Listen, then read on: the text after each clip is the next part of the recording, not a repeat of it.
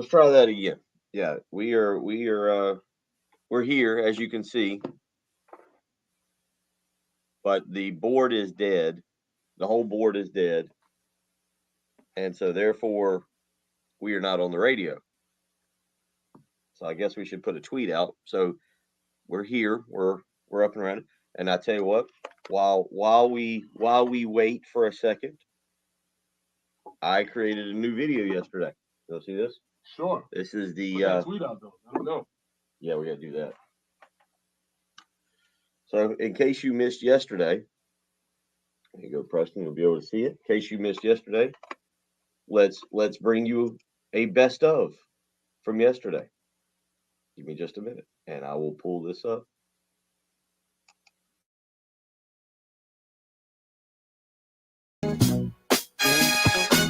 Girl, to be with you is my favorite thing.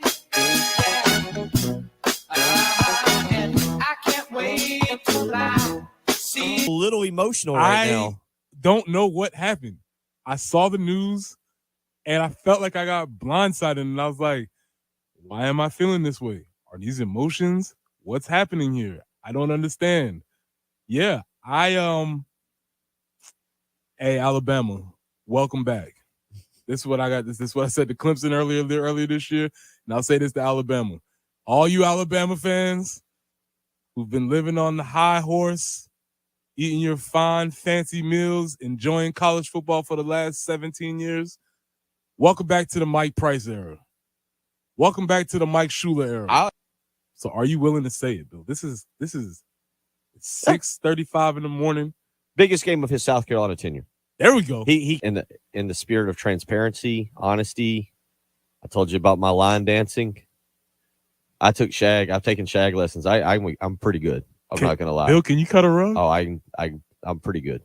Now we're gonna get crazy, right? Hey, come back. Wow, that's for the. I want to have an apology really quickly because I think we dismissed the Four Tops too easily. Yeah, I was a little surprised. I went with that on Tuesday. to looking for some beach music, and very clearly the Four Tops are right there at the top. Sugar Pie Honey Bunch. Mm-hmm. Several songs from the Four Tops were right at the top of beach music / shag music. So I think the Four Tops were dismissed too easily in our bench start cut segment from the other day. I'm not saying that they topped the Temptations or I'm not saying that, but I'm just saying I think they might have got dismissed a little bit too easily. The guy who follows the guy. Gosh, we got to get a sounder. We have. Wait, hold on. Is that it's close enough. You know, I had to change it. Not right. We good look up. Good job.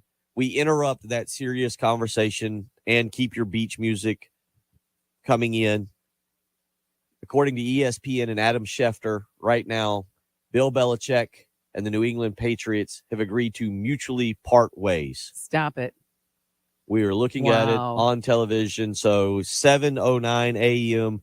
We got our wish. We kind of manifested it into reality. They happen in threes. It's true. You know? This is true.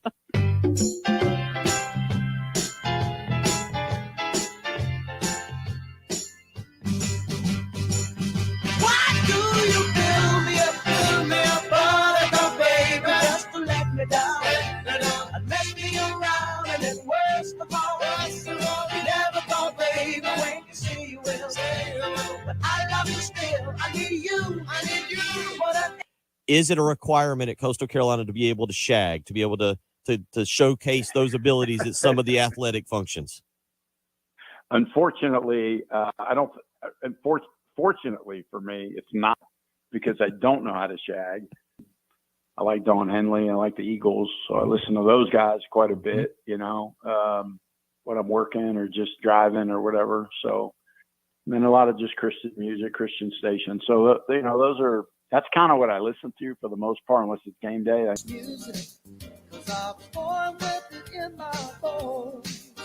learned to shag on the beach with the songs in the air.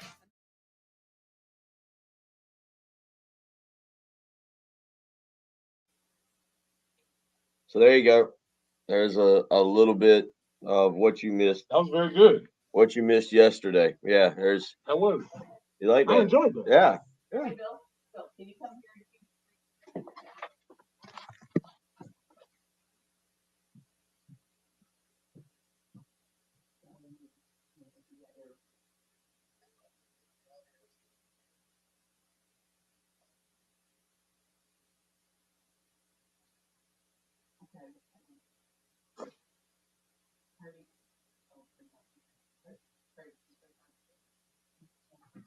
Good morning. If you are listening or waiting around for you're experiencing technical difficulties right now. We are trying to get things up and running. We have a busy morning in front of us. Myself, Preston, and Jim, we're all here. Just move me. We are trying to get things up and running. So if you were out there listening, we appreciate being with us this morning. We get you on a Friday, January 12th. Off and running.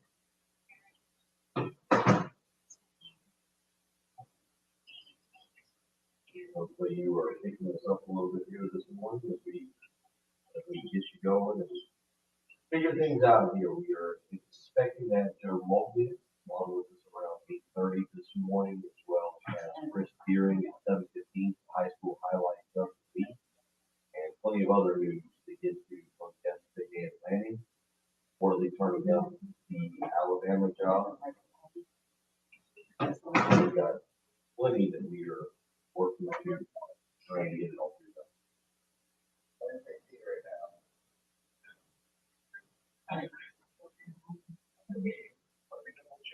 All right, so we're working. We're live early morning radio on the fly. 6:09 a.m. as we get you up on a chilly Friday morning. As the segment, Preston's hanging out in the studio, and we're up and running again, rolling this on our cue here a little bit. We'll get you going, we'll get us going here.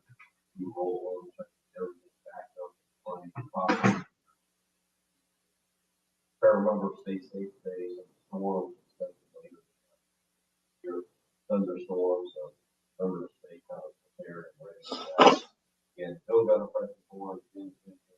Our experience like technical difficulty this morning and are working diligently to try and get us back up and on the air. The women last night, by the way, picked up a resounding victory over Missouri out of later.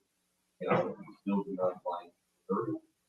We are pumping them pretty soundly right now, and we're pumping about get more information on that. Again, a big morning for us here.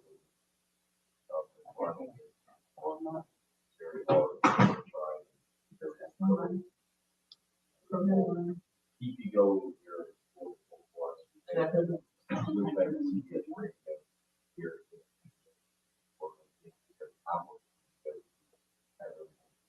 Again, hope you're doing well on Friday morning, January 12th. The early game right now. I can sit here and try to add this and give people something to talk about out and other. That's all the whole line vote. We will get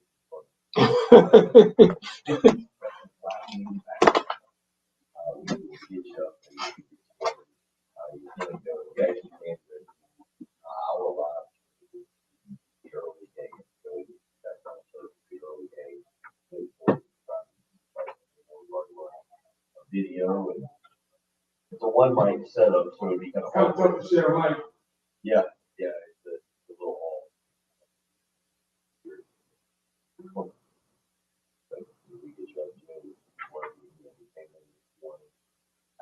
Nice day. Here you go, Preston. You take a look. Sure, no problem. Seeing a lot of buttons being pushed, doors being opened, secret pathways. We have a lot of things that happen in the studio. It's live broadcast and live every morning. This one we have technical difficulties, so we are working on getting everything straight. And we should be ready to go. Y'all are getting all the background scenes of what's going on, but Joe Moglia, Today we have the coaching carousel, which is continuing to spin. Wondering.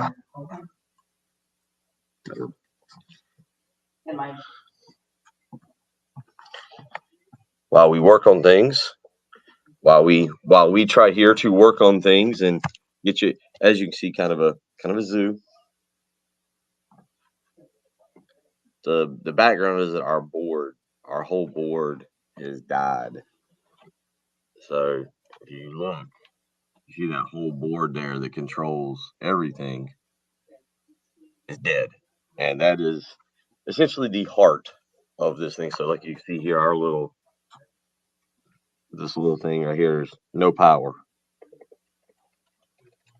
Can't turn. Useless. So now you see what's going on. Something is broken. Yes. Minor. So we'll see. This happened a while back. We had to work out there.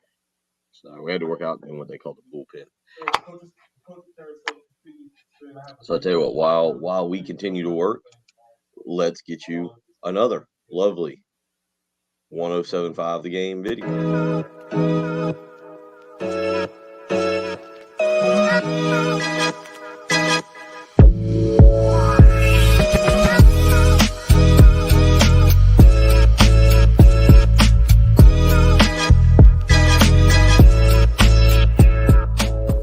So you had an opportunity here to go out on Saturday afternoon in front of what was a pretty good crowd and really make a statement. And that's what they did. And that first 20 minutes, bit of a rock fight. Mississippi State's a big, physical, strong team. And I think initially maybe it caught South Carolina a little off guard. State got out to the 11-3 start. And then you saw South Carolina settle in. And once they settled in, it was good to see what this team is going to be about. And that is there's a level of trying to be physical that I thought they were able to impose their will. Michie Johnson, obviously, with a very, very good game. And it was kind of a team effort in that you had Miles Stute when Michie was not playing at his best in the first half.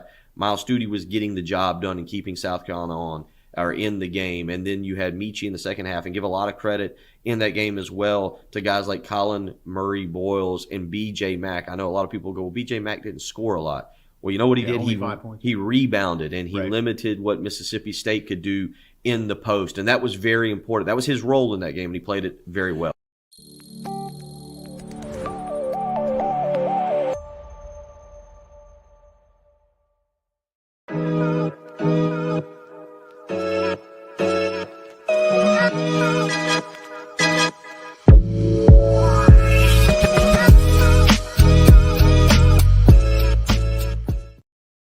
Get into my condo, you know what, right now, with interest rates having stabilized as well as the local housing market, First Palmetto Bank right now is ready to help you. So give the mortgage guru a call today, 803-719-1005, or you can email Jacob at the letter J, Crowder at firstpalmetto.com.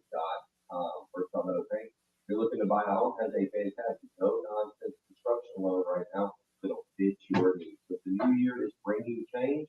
It's time to call the mortgage guru, Jake Crowder. Just like I did 4 years ago. Time to give him a call, 803-719-1005. Get that 803-719-1005. Email the letter J, Crowder at firstpalmetto.com. Don't wait day longer. Call the mortgage guru today. Jake Crowder at First Palmetto Bank. Yep, this Preston is bringing up let's talk about Peacock. I don't have notes in front of me. I can just live on that.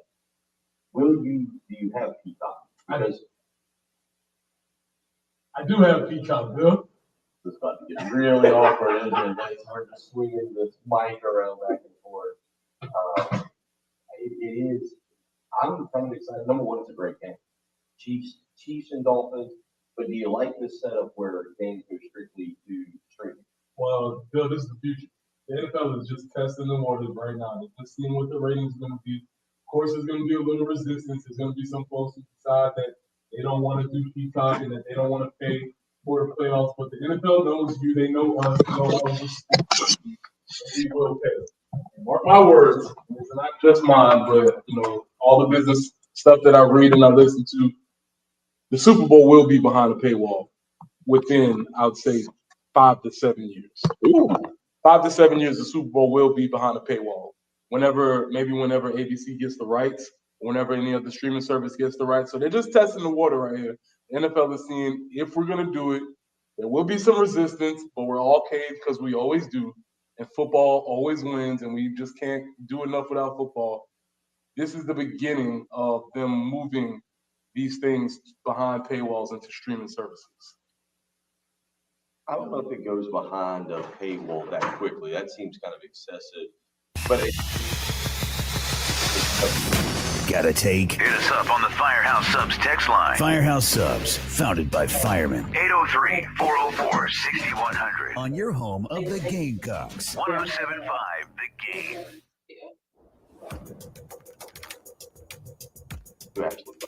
I'll talk about it. Preston Thorne here for Absolute Glass, the premier glass company of the Midlands. So we're working off it. Obviously, we have some difficulties in the studio, but we're going to be here for you for the rest of the day. So if your glass is damaged, shattered, cracked, broken, whatever it is, Absolute Glass can handle the job.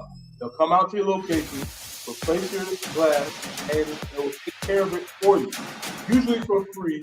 And they'll take care of anything that you need to get taken care of. Also, if you're sitting at home, you need to upgrade your spot, whether you're looking at windows, mirrors, whatever you need, Absolute Glass will come out there and take care of that for you. So, AbsoluteGlass.com, Ray and Marianne at AbsoluteGlass.com. We are on the air. We're having fun.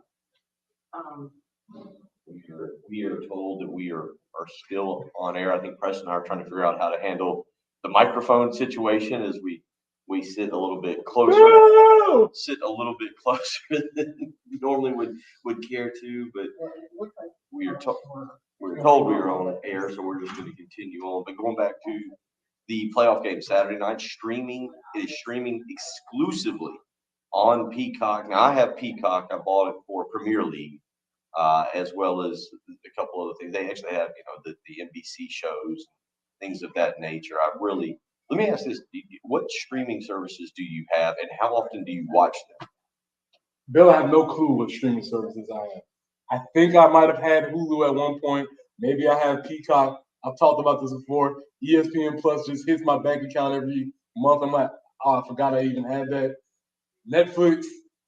Yes, I've unbundled to rebundle. I have whatever. I don't know what. That's the biggest point. I don't know what streaming services I have, but I do think we have Peacock. So I'm assuming that if I have Peacock, I'm actually have never watched anything on Peacock, but here I am. I'll be there for the game. So I asked that because I know a lot of people who have these streaming services and never watch them. Like you basically almost have them for the kids nowadays. Like, all right, we got Disney, we got Netflix, we got Amazon Prime. Speaking of, if you remember from earlier this week when we were having our Bluey discussion, you made a slight mistake because it's not just the NFL, but it's Disney. See, Bill, season 3 of Bluey is not coming on Disney Junior. It's coming on Disney Plus. They know they got a hot product. They're putting it behind Disney, and they're going to force your kids to nag you to death. And pretty soon, the Disney Plus subscriptions are going to go up. And you're going to be stuck, and you're going to say, now Peacock, now Hulu. Oh, now I have Disney Plus now. So they are playing this game where they're putting the exclusive content or the content we want, they're putting it behind paywalls with the streaming. So going a little off subject then, could you ever foresee conference? You just mentioned the Super Bowl. Could you ever see the SEC taking the SEC network strictly behind a streaming paywall? Because we already see the one game a year has by whatever contractual rights that the SEC is using. And usually I think this year it might have been Furman. I'm not sure which game it was, but one game a year is now placed behind the SEC network plus streaming. So you don't get it. You're not supposed to get it. Maybe you do. I don't know because I've always had these home games, but it's supposed to be behind a paywall streaming service.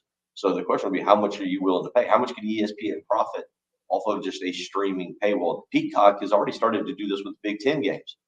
Remember, Peacock is putting it behind it. So now you get this playoff game, which you're right, is just another step toward all of sports going behind a streaming paywall. You just put the knife in a little bit, and you're like, oh, that hurt a little bit deeper. And then sooner or later, you don't even know the knife's all the way in your back. And then they're like, oh, would you just get all the money we can get out of them? Like I said, a lot of the things that I've read and some of the stuff I've listened to when you talk about business sports podcasts, this is the direction that they're heading. They're trying to garner streams. You just said the Premier League, which is obviously the biggest league in the nation, in the world. They've already experimented with this. MLS soccer put their stuff behind paywall with Apple Pay. Yep. That was the whole big reason why they signed your boy down there. So they signed him to give him all that money so that they can up subscriptions, put things behind the paywall.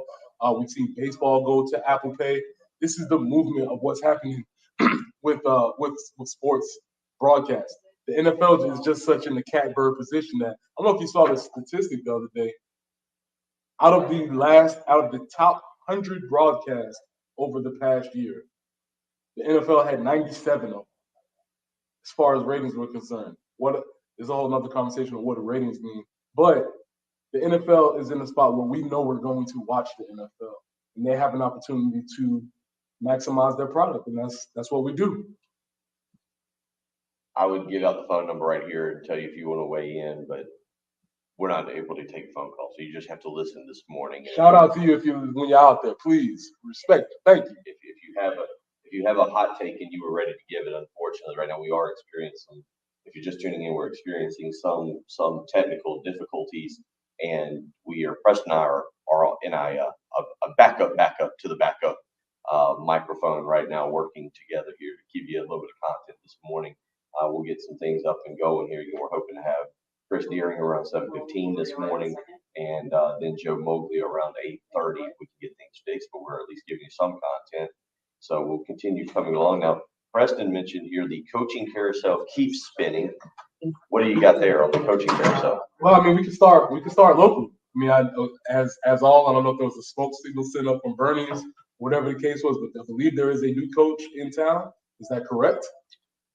It does. There is, I believe, a board of trustees meeting this morning at 10:30 to approve contracts. The expectation is that it will be James Coley, former wide receiver coach, tight end. He's been a wide receiver coach at Georgia. He was a tight end coach at Texas A&M.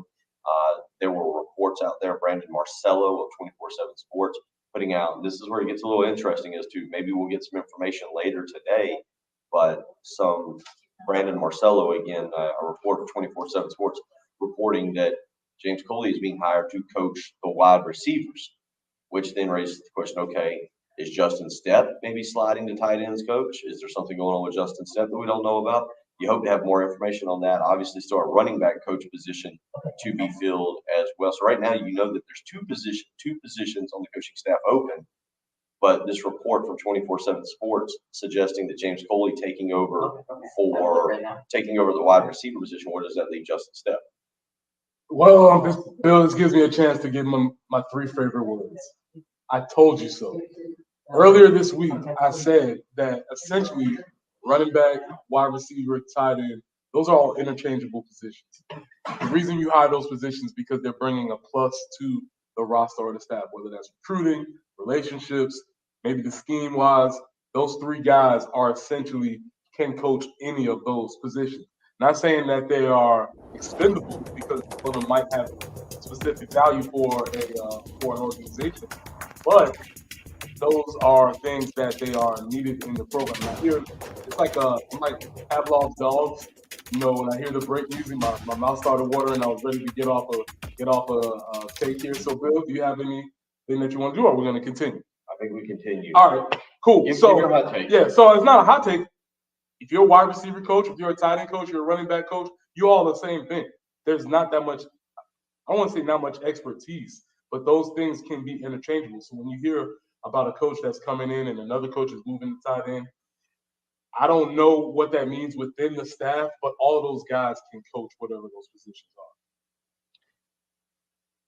School is back in session. They are working out. So I don't know when, Preston, the timeline is. You feel like it's important. And I ask you this because it's the off season, and we always hear that the strength and conditioning coach is the most important person to have right now working with your players. But how important is it for a defensive lineman to have Travian Robertson around now when you're back into working out. How important it is for a Nicholas Harbor to have a wide receiver coach that whether he can call and ask questions to or whatever. Because I think on the outside looking in, he would say, well, you don't need to have your staff really lined up until the spring practice, until the spring practice gets started. Is that true, or would you agree with that, or would you say no? This is becoming a little bit more urgent as you creep into January. Well, yes, I do think they're not going to be doing any on-field coaching until the spring. So that's when you need to have it settled. But if we're talking about the idea of relationships, which is something that this program is supposedly based on and built upon, when those things change, if you're no longer my head coach, you can always say, yeah, I'll always be there for you. You can talk to me whenever you want. That's not how it works because we're not in the room every day together.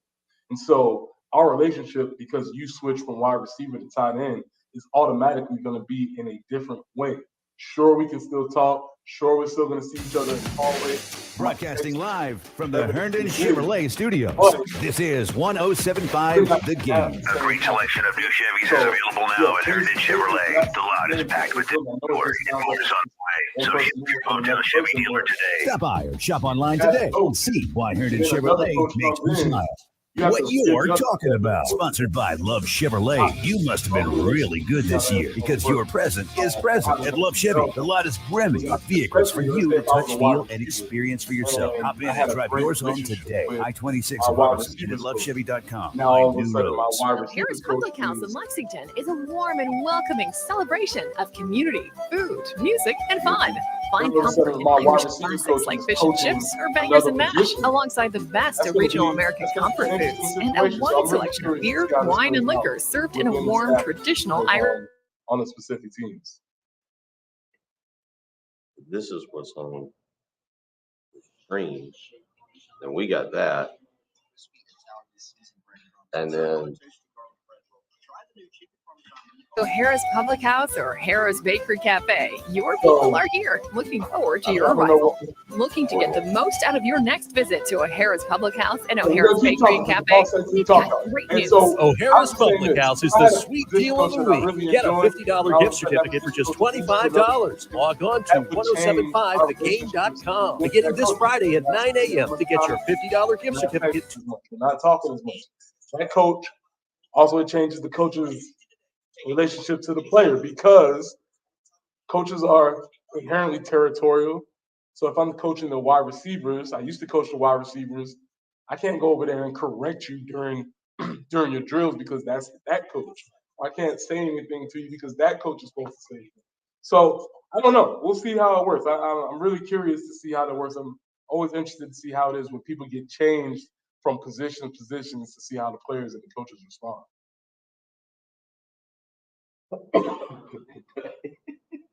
if you're just tuning in this morning, Bill Gunner, Preston Thorne, Jen Jensen working diligently. We've had some technical difficulties. So we're having a technical difficulty. A major one. The technical difficulty. We are not even 100% sure if you're hearing us. You can again go to our personal live stream, go to youtube.com, search the early game, and you can actually watch us and listen and see what we're going through this morning. We get up on a Friday morning. Hope you're doing well today as we've got you going. We're not real sure if we're on air, off air, if we're just hanging out. We've actually not even in the studio, but we're carrying you along here on an entertaining Friday morning. Good thing it's Friday. It's a very good thing. It's a Friday. A 3-day weekend is ahead of you, is ahead of us. So we've got a lot here that we wanted to get to, and we're going to try to do it. Hopefully, do it in a professional manner at some point. Get back into our studio, but a lot we want to do. But again, if you're just tuning in and something's going on or you've missed something, we are on the backup to the backup to the backup line. If we were doing a depth chart, this is the one that was about to get cut, and as it's walking out the door with its head down, you're like, wait a minute, come back. Turns out we're gonna need you. Zeb Nolan. We're on the Zeb Nolan of microphones right now. This is the graduate assistant mic. It coaches all the other mics, and now it's in the game, having to be used. They're watching from the sidelines, like, I don't think I want to do a lot of work. It is technically on the outside of our studio, looking in every morning, wishing it was a working mic, and now it is being asked to do the job. So we're doing this right now. We're not 100% sure what is coming through and what is not. We're we're rolling along as we do each and every Friday morning. Bill Gunner and Preston Thorne, Jen again working very diligently this morning. So some of the things that we have already discussed a little bit, as you just heard Preston there talking about the coaching carousel. South Carolina is expected to hire James Coley today, former Texas A&M wide receiver coach, has been an offensive coordinator at the University of Miami, has experience in the SEC, obviously at Texas A&M, but at Georgia as well. And here's an interesting thing that's kind of coming up in Preston. You can kind of weigh in on this. Isaac Newland, former Lower Richland standout, running backs coach at Liberty with Jamie Chadwell. His name is being mentioned in conjunction with the running back position. James Coley now looks to be hired, and he's been an offensive coordinator before. I ask this because you look at everything that's kind of being brought in, it seems like a bunch of different ideas, maybe a bunch of different thoughts in the offensive room. Can that can be good? I guess maybe it can be bad. Or what's your take when you bring in guys with some different philosophies to work with your offensive coordinator? Yeah, I think that's a really interesting concept. One obviously is Dow's offense. However, when you're bringing in James, who's been a previous offensive coordinator, he's going to have some ideas about what he's going to do, and it's always going to come back to how do we relate to each other? What's our respect level for each other, and what do I think about your actual knowledge of the game? Because if I don't think very highly of your knowledge of the game, then whatever suggestions you have for the offense, I'm not going to take to them kindly. And this is where you have to really balance the egos of the coaches in the room. Of course, everybody's coming. Everybody's going to say they are a team player. But if things don't work out well, you hope you don't get people whispering in various corners of the room. So I myself personally, I would always welcome a diversity of thought, a diversity of approaches, because maybe you have a blind spot. Maybe I have a blind spot that I can't really recognize, and you bringing your expertise can help us, as long as it's established as whose offense it is, who's the leader of the offense, and how we're going to work from there. I think you can do anything, but what I understand is when you hear fallout from staffs, it's essentially because everybody was not on the same page and we didn't all agree on how we were going to get to where we're going. So I think it could be interesting because you're right. Seems like it's a lot of a mishmash unit that they're assembling, and that's another thing. We always talk about the players getting to learn the coaches. Well, the coaches have to get to learn each other. They have to learn how each other operates, how each other talks, terminology, the way they refer to things, because everybody runs the same offices, but they might have different words for them. So we'll see. You'll see when new staffs develop, it takes them a while for them to sort of gel into a chemistry and everybody to figure out what their roles are. From your time both playing and coaching, what does it look like? How contentious is it when an offensive coordinator basically is just like, yeah, I know you've coached. You think you're smart, but I'm going to handle everything? Because we've heard rumors that was one of the things that was kind of mentioned about Marcus Satterfield, is that it was his offense. This was what he was going to do. And since that's what he was going to do, there wasn't a whole lot of, there might have been input from other coaches. Hey, maybe we should try this. Maybe this guy can help us here. But even though there wasn't any acceptance of that. So when you have guys with different backgrounds coming in, kind of speak to the fact that the offensive coordinator has to be willing to take suggestions. Yeah, that's the biggest thing. Is he willing to take suggestions? And are even more so, is he willing to take suggestions? Are the people willing to offer suggestions? Because one of the things I found being in staffs, on staffs, the worst staffs that I was a part of, there were never any fights. There were never any suggestions offered.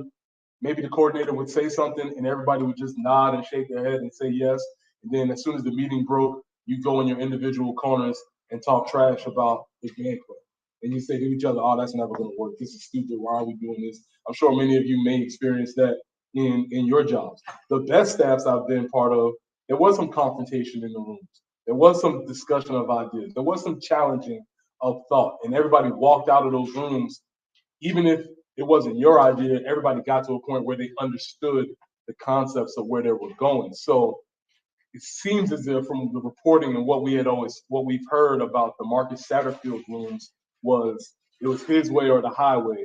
And eventually, if you do that often enough, eventually people shut down and they just go to their own corners and they don't offer any suggestions. And so when you're out there doing ridiculous plays like let me remind you all, throwing a halfback toss pass on the 3-yard line to your 5-star defensive end, when you suggest something like that in a room and nobody says, hey, coach, I think that's a bad idea, that's probably lends to the climate of what they were talking about during their meetings. Thought y'all thought we forgot about that. You know, we haven't Toss forgotten about pass. the Jordan Burks left-handed pass on the 3-yard line. We unfortunately will always remember that. 803-404-6100 is you can actually text. I've got our text line up. Thank you to John, to York, to Beth from Lamar. I see some people texting in, so I do have the text line up. Thank y'all for hanging and going this morning. We will get into some other stuff, including the Alabama coaching search, which took a little bit of a turn yesterday. Obviously, it is a opportunity with incredible resources, incredible talent. I do question our buddy Steve from Blythewood is constantly said he doesn't see a big time coach taking this job. They're wanting to be the guy after the guy and not have to follow the legend that is Nick Saban. I think there's pros and cons because I'll ask before we get into the names. We're going to take a break here. We're going to finally get a break in about a minute and a half, and we're going to take a break. But I do wonder what is the timetable that a brand new Alabama coach is given before they have to. And this is, you don't say this from any programs, Preston. Before they have to win a national championship. 3 years? You got 3? Does whoever the next coach is, whether it had it been Dan Lanning, maybe if it's Steve Sarkisian, Kalen DeBoer, and we'll get into the names because now 2 names are coming to the forefront, and we'll talk about that coming up in about real quick. How much time does this coach get before they have to win a national championship? I'll set the baseline at 3, but that also really depends on what you did in year 1 and 2. Because if you go year 1 and 2 and you don't make the CFP, let's say you just win, 9 games or something like that, and you happen to get ranked 14th and you get left out of the CFP, you might get 1. You might get 2. So I'd set the baseline at 3. That's contingent upon the idea, let's say maybe you make the Final Four or you make a deep run into the playoffs and they see some things. But let's say you don't make the CFP in the first year, or let's say you make it in the first year and then you drop out in the second year, you might not get a third year. And so that brings us to the concept we're talking about, this job of the Alabama way. And I wonder is Alabama actually a good job? And that's when we want to come back to this other side. A lot of resources, a lot of tradition, but is it actually a good job? And I don't know about that. All right, Preston Thorne, Bill Gunner, Jen Jensen's running around. We're going to take a break, breathe, take a drink. My mouth feels like cotton. We'll be back in a minute. It's the early game.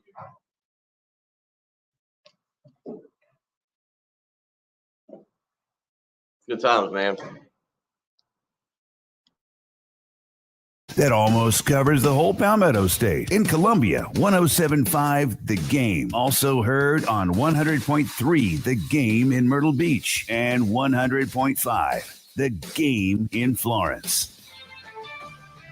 This is Boomer Science with CBS Sports Minute. The Bill Belichick era in New England is over, folks. I was certainly happy that it seemed to be an amicable split. Both the Hoodie and Bob Kraft realized a change was needed. Sometimes things go on way too long and get stale, and that's exactly what looks like happened here. As a replacement, neither Mike Vrabel nor Gerard Mayo would surprise me. I would think that Robert Kraft would want to keep it in-house. We'll see, as they say. I'm Boomer Science. CBS Sports Radio.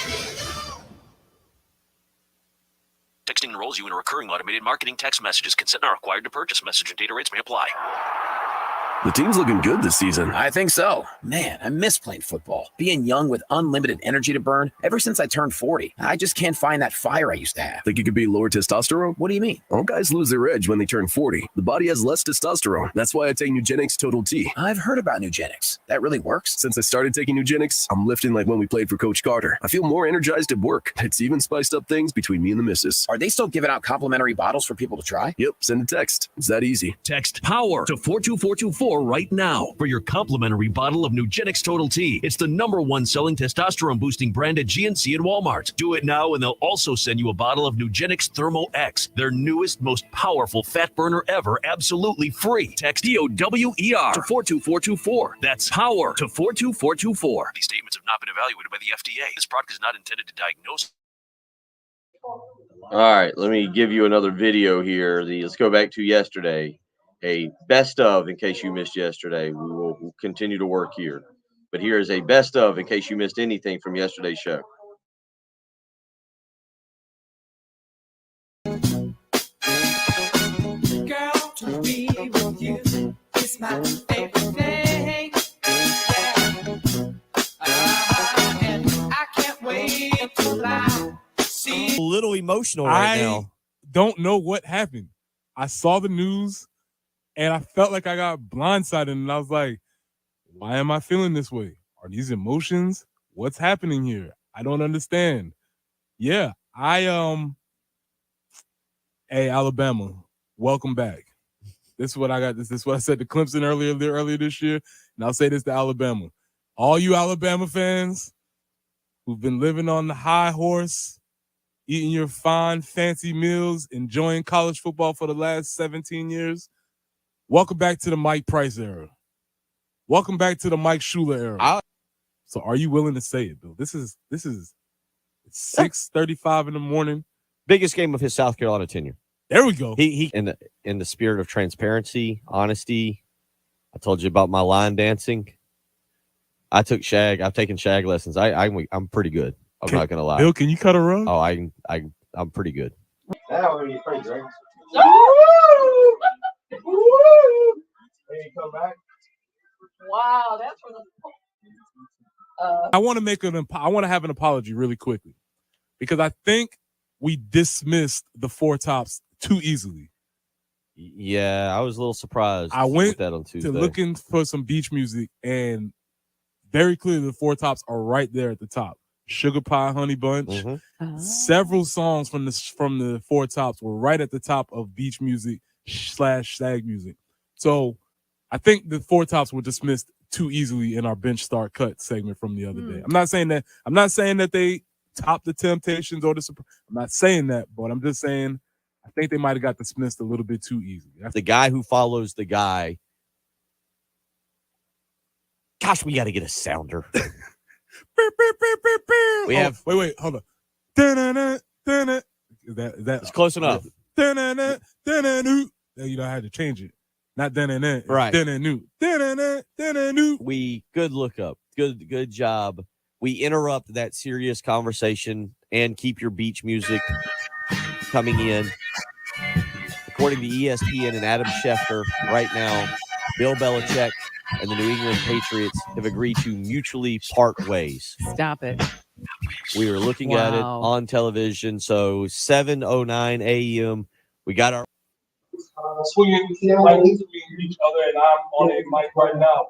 Bill, can you?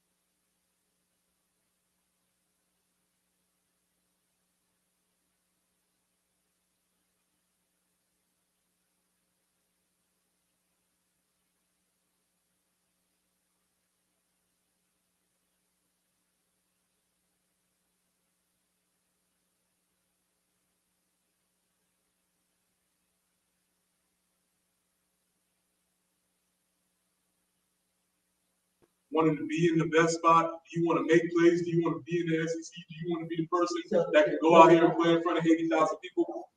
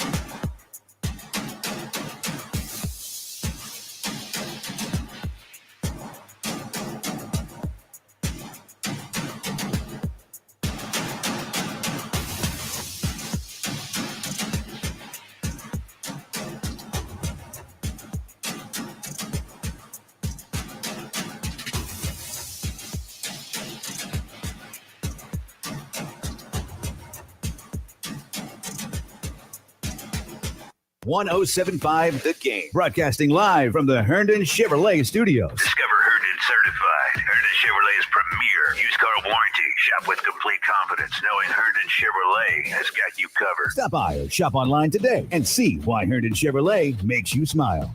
Right now, there are young people across the world facing a tough choice. Continue their dream of education or drop out to help their family put food on the table. You can help change their future in a single moment. See how far your support can go at unbound.org. Take the road less traveled and make unforgettable family memories. Get started and discover how at the Columbia RV Expo, January 19th through 21st at the South Carolina State Fairgrounds. Details and discounts at ColumbiaRVExpo.com. Hey, this is Jen Jensen for CHW Cabinetry. My family is using CHW Cabinetry, and they are fantastic to work with. They make sure you're satisfied with every step of the process. Not only do their photorealistic renderings show exactly what your new space will look like, their job site guarantees everyone is on the same page, literally. Experience the CHW difference for yourself. Go to chwcabinetry.com to see more or call them at 803-520-6837 and be sure to tell them Jen Jensen sent you. CHW Cabinetry, passion from inspiration to installation. When it comes to comfort, you can rely on Brian's Heating and Cooling. Here's Adam Vance with why he uses Brian's. Simply service and response time. We were down on our HVAC, needed service that evening during a very hot summer day. I called Brian on a Friday afternoon. He was out of town, answered the call immediately, and we had a tech on site within a couple hours on a very busy, challenging, high-volume day for him. Call Brian's Heating and Cooling at 796-1788. It's the Players Club countdown to Gamecock baseball. 35 days till opening day. Step into the future of golf at the Players Club, Columbia's first and only exclusive indoor golf and country club. Visit playersclubsc.com to learn more. The Players Club, where golf meets elegance. He has an overbite that makes him look like a cartoon character, a slightly crooked eye, and an uncommonly wrinkly neck. In the right light, he can look a little like a garden gnome, and he'll wear a bow tie just because. Sure, you might call him a little quirky, but that's exactly what makes him so perfect. Tuna is a 3-year-old Chihuahua Dachshund mix with more than 700,000 followers on Instagram, and it all started because he was adopted. You can't buy a best friend like Tuna, but you can adopt one. Help us save them all at bestfriends.org. You can't buy a best friend. You can love them, walk.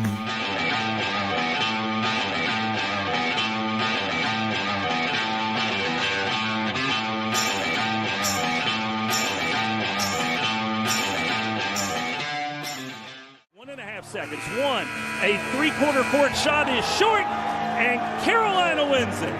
You can put Spurs on a 79-77 win over Virginia Tech. Obviously, you play to win, you play to compete. At the same time, you come in like realistically like, okay, this is a journey, like this is a marathon, not a sprint. And we know that, you know, once we got the ball rolling, like things would be like a snowball effect. Coming back to South Carolina, I really started to fall in love with the game again, you know, and have fun with the game again, just being myself and being here at Columbia. The Gamecocks get to 5-0. You know, I don't think I can like have a full answer for that yet because this is just year 2. But I think we are building a culture for, you know, the people after us. We're always going to be counted out, you know, but we tend to not listen to like the outside noise and just work on what we have going on as an inner circle. And we work hard, we trust each other, and we play for each other. Ambition sometimes takes like a toxic form. It can lead people to be, you know, become very self-interested, and I don't feel like we have that at all.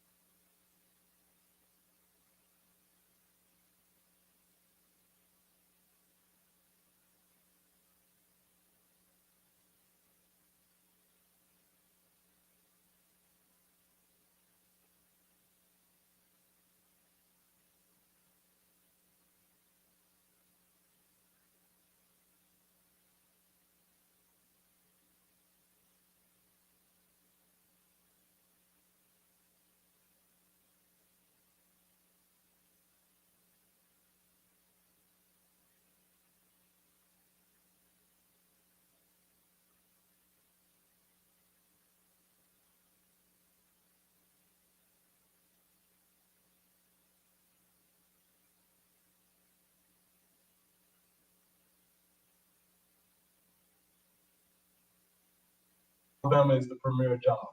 So yeah, I don't know whether those pros and cons lay out for whether you do not take the job. I do. Going back to what you said about these coaches, Dan Lanning, about Kalen DeBoer, what opportunities he may get, what opportunities Mike Norvell may get. Even I thought with Steve Sarkisian in there. I understand though, if I'm Mike Norvell, if I'm at Kalen DeBoer, that's a lot of money, but I have a lot of job security right now at those places. And this goes back to what we brought about. Alabama, I don't know how much job security you'll get. You are going to be expected to perform right out of the gate. There is no honeymoon whatsoever. This isn't a Shane Beamer situation. It's not Mike Norvell rebuilding Florida State. It's not Kalen DeBoer rebuilding Washington where they come firing out of the gate. This is totally different. Even Jim Harbaugh taking over at Michigan, Jim Harbaugh wasn't expected to produce the day he stepped on campus. They knew, hey, we need a year or two to get things going. And then look, what is it? It took him 7 or 8. But what has he done? He has gotten them to 3 straight college football playoff appearances, and it's working. And this is a job we kind of are glossing over because of all the coaching changes in the last few days. But we're kind of glossing over the fact that Michigan is likely to be open as well. Now, I think our assumption is Sharon Moore, the offensive coordinator, offensive line coach, is likely to be the guy. If he doesn't go with Jim to the NFL. I think he would take that Michigan job. He seems like a guy whose heart is it seems a situation that wouldn't work out. Like he's a little too emotional. Yeah. He's a little bit too fiery for his own good, but that's how I can see that playing out. I don't know. We'll have to see how that plays out. I hope later on he doesn't have his hopes up too high, because we've seen how that scenario plays out in other opportunities. But I mean, even the phrases I hear people saying, job security. Listen, man, these are elite professionals. The idea of job security at this level of the profession, that's a concept for me. I am a public school educator. You are an insurance salesman. You might work your job at the government. That's what we're talking about, job security. For us folks that live, these people at these levels, the concept of, well, I'm just kind of trying to protect my job, man, that is loser language. Go take the big job. That's the game that we're playing. I don't want to hear this concept about, I need job security. Man, you got plenty of money. You have plenty of opportunities. Take the risk and take the job. 803-404-6100. That's how you can hit us up on the Firehouse Subs text line this morning. If you want to go ahead and hop in the program, you can do so. Let's look ahead. NFL matchups this coming weekend. We talked a little bit about the streaming Peacock Chiefs and Dolphins game tomorrow night, 8:30. Count me in.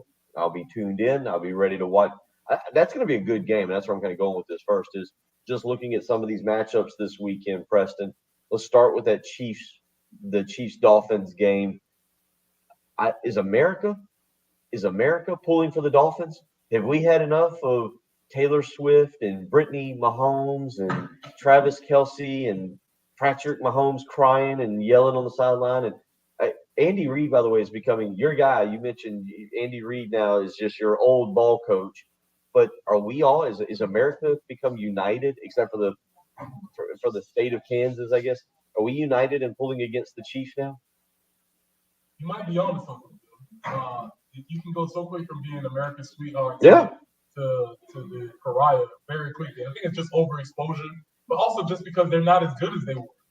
They are, as they're saying, they're playing in one of the wild card games. This is not the Chiefs team that I don't think they expected to be. There's a lot of really interesting scenario storylines here. Obviously, you have Tyreek Hill coming back to Kansas City. With that idea, you have Tua, you have Mike McDonald, who's a very interesting character. If you want to talk about the juxtaposition between the old school and new school coaches, just look at Andy Reid versus Mike McDonald. Yeah, everybody, if you listen, you know what side I'm on. You're with the old guy. With the cheeseburger eater, man. Mike McDonald seems. So you're one of the few that's breaking the bucking trend. You're going Chiefs. You want the Chiefs to win? I think I'm going Chiefs. Yeah, I would like to see. I would like to see kind of the Dolphins falter, lose, and I'd like to hear Mike McDonald kind of go through that process. I don't want him to have success too early. I think as long as you have Patrick Mahomes, the window never closes. But this would feel like kind of the crashing if the Chiefs lose in the first round? Is that fair, or is it something because you can as long as you have Patrick Mahomes, you're great. But this would be, I think, the first major chink in the Chiefs' armor, right? This is the first major they're not the elite of the elite. They're good. They can win a Super Bowl, but they're no longer. We start out the season going, the Chiefs are the favorite. Yeah, and then you have to start questioning, well, who is Patrick Mahomes? Is he not the talent, not the singular talent that we thought could just will a group of plumbers and pickup guys to a Super Bowl? He may not be that person. Travis Kelce getting older, Andy Reid's not getting any younger. The defense has always been suspect. So yeah, if they don't win this particular game, I do think there's a rebuild process. But you have the cornerstone of having a quarterback there. Real quick, I get this text. This is true, but I've always heard it's different. He says Kansas City, the team is in Missouri, but I've always, because it's right on the. If I'm correct, and somebody help me out with this, it's right on the border, right? Is it? For some reason, there's a reason I think that. I don't. There's a reason I think that. I'm not going to bring it up why. But I, geographically speaking, I could be wrong. I might very well have been wrong, but I was always under the But I was always understanding that there was more Chiefs fans in Kansas. I don't know. I have no idea. Yeah, I don't know. I mean, Because now, great. Now I'm questioning my geography this morning as to where Kansas, the I don't know what you want to call it. It's not a town. It's bigger than a town, but. Yeah, but I'm trying to bring that. We're gonna have a geography lesson this morning for me at least, and I'm either about to feel really dumb or feel like a slightly vindicated. But I thought it was. Yeah, I think it's close to the border there, Preston. I think it's. I'm looking at Missouri and Kansas, looking at the cap. I'm trying to look at where the line is. Okay. Yeah, Topeka's right there next to it. So what are we trying to say? Is it a Tuesday? It's kind of like the Panthers, I guess. I mean, it's Kansas City, so they have that. They have the concept. I would imagine. I don't know. I was always told it's similar to the Panthers, where it feels. I could be wrong about this. I thought the Panthers had more fans in North Carolina than they do in South Carolina. I don't know. Fair? No. It might depend on proximity. Okay. Depend on proximity. Okay. I mean, we're relatively close to Charlotte, so I think a lot of people around here are fans that if you get further away, say into the upper regions of North Carolina, there probably might be more Washington fans, maybe more Baltimore fans. Might be all proximity. We're not necessarily sure why, but everybody in that region, yes, they're probably cheering for it. And even bigger point is that they thought there was this wide open green grass of we're just going to win 10 championships. We're going to be winning forever. And as you stated, that window might be closing rapidly. 803-404-6100. There's your geography lesson for the day. By the way, the spread on this for tomorrow night, 8:00, 4.5. That line is moved. Initially opened as Kansas City, 1.5 now. The Chiefs -4.5 in that game. I know with this weather system going through, I didn't think until I just kind of was looking at the spread, the movement of the spread. I wonder what the weather will be like. Sean weighs in on our text line. He gives us a stat. I'm just going to read it. It might be true. It might be just, I don't know, but I'm just going to go at this point. We're just reading. He says Tua's record is 6-13 in weather under 70 degrees. Game time wind chill is -10. He goes, Chiefs win big. I hope so. Yeah, that's a very interesting statistic. There is an element that I love. Preston, you played football. You might not feel the same as I do, but there is an element of me being on my couch, a nice hot bowl of soup or chili or something, watching a game where there does seem to be snow or fans are suffering miserably sitting in the stands to watch their team. I am in for a good, really cold football game where when you get tackled in the cold or you hit the ground hurts. It's all good as long as you're playing. I always like to speak for the underrepresented. There's 22 dudes that are playing. There's 33 other dudes that are just on the sideline watching. Not a lot of fun. 803-404-6100. So that's game 2 tomorrow. Game 1 is a really interesting lesson in financial responsibility. The Cleveland Browns have made the playoffs without Deshaun Watson. They have gone. They went to their local bargain store. They found that bin that just has old, the old flight hats. Remember the old flight hats? They've got those kind of the old school like Nike shirts, and it's $4 for $1, and they picked out a Joe Flacco.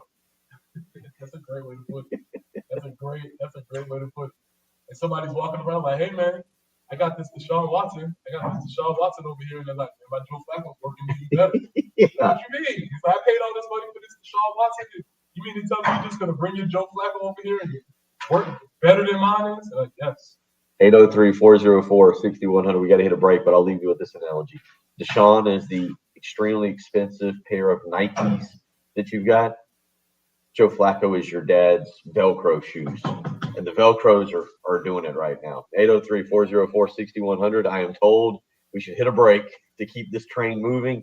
We'll see if we get the phone lines working and catch up with Chris Deering. If not, Preston and I can continue to talk. We know how to do that. You're listening to Preston Thorne, Bill Gunner, and other people. It's the early game. Ever sit in this meeting? What would you say you do here? I have people skills.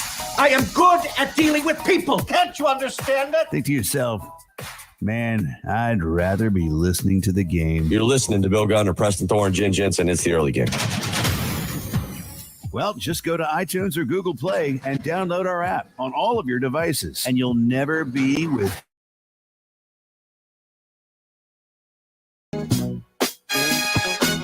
Girl, to be with you is my favorite thing.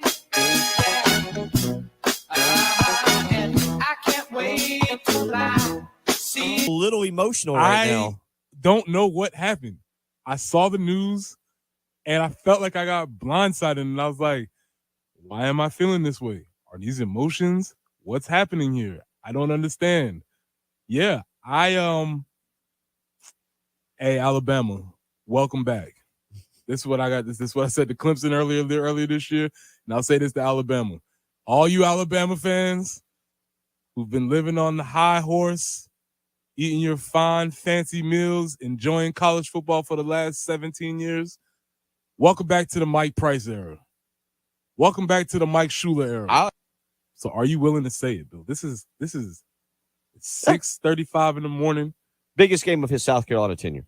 There we go. He in the spirit of transparency, honesty. I told you about my line dancing. I've taken shag lessons. I'm pretty good. I'm not gonna lie. Bill, can you cut a rug? Oh, I'm pretty good. Now we're going to get crazy, right? Come back. Wow, that's for the. I want to have an apology really quickly, because I think we dismissed the Four Tops too easily. Yeah, I was a little surprised. I went with that on Tuesday. to looking for some beach music, and very clearly the Four Tops are right there at the top. Sugar Pie Honey Bunch. Mm-hmm. Several songs from the Four Tops were right at the top of beach music / shag music. So I think the Four Tops were dismissed too easily in our bench start cut segment from the other day. I'm not saying that they topped the Temptations or I'm not saying that, but I'm just saying I think they might have got dismissed a little bit too easily. The guy who follows the guy. Gosh, we got to get a sounder. We have. Wait, hold on. Is that? It's close enough. You know, I had to change it. Not then right. Then We good look up. Good job. We interrupt that serious conversation and keep your beach music coming in. According to ESPN and Adam Schefter, right now, Bill Belichick and the New England Patriots have agreed to mutually part ways. Stop it. We are looking at it on television. So 7:09 a.m. We got our wish. We kind of manifested it into reality. They happen in threes. It's true. You know? This is true. Why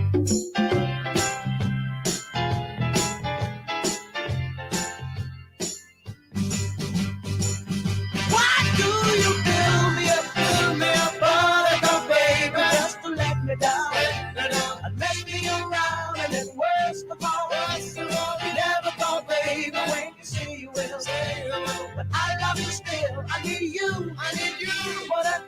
Is it a requirement at Coastal Carolina to be able to shag, to be able to showcase those abilities at some of the athletic functions? Unfortunately, I don't. Fortunately for me, it's not, because I don't know how to shag. I like Don Henley. I like the Eagles, so I listen to those guys quite a bit. When I'm working or just driving or whatever. So, and then a lot of just Christian music, Christian stations. So that's kind of what I listen to for the most part, unless it's game day. Music, 'cause I was born with it in my bones. I learned to shag on the beach with the songs in the air.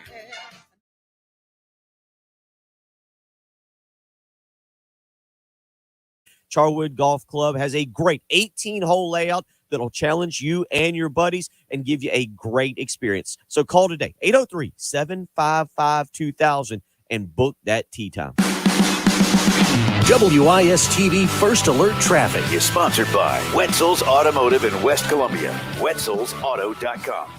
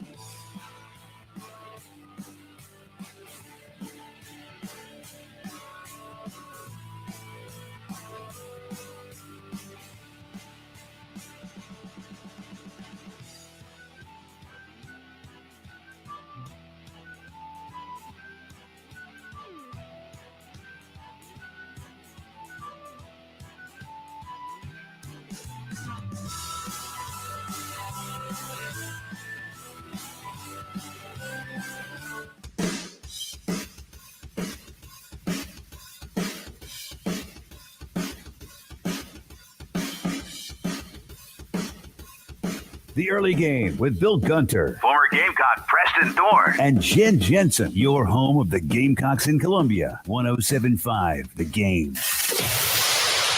Also heard on 100.3 The Game in Myrtle Beach and 100.5 The Game in Florence.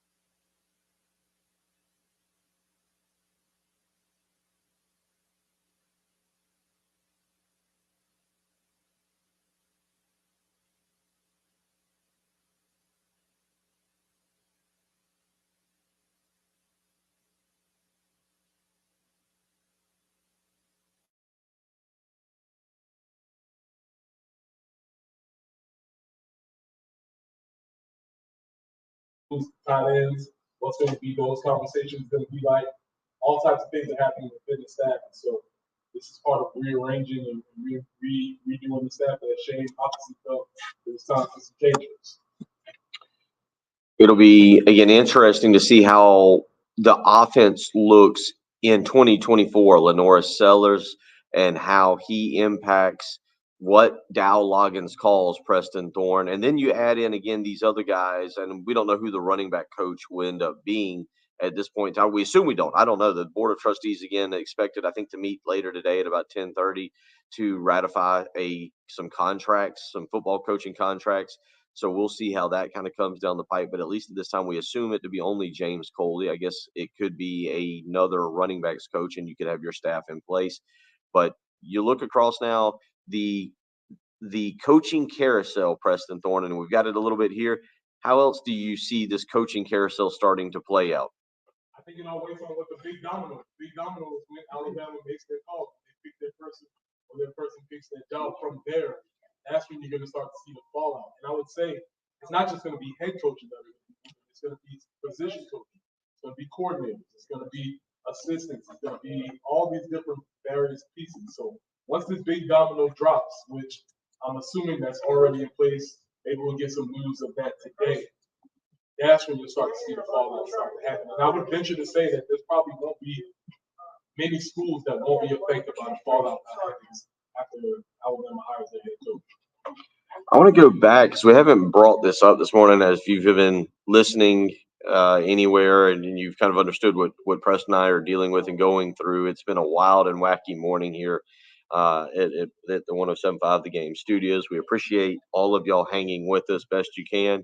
You talk about the fallout yesterday. NCAA announcing significant penalties for Florida State, Preston.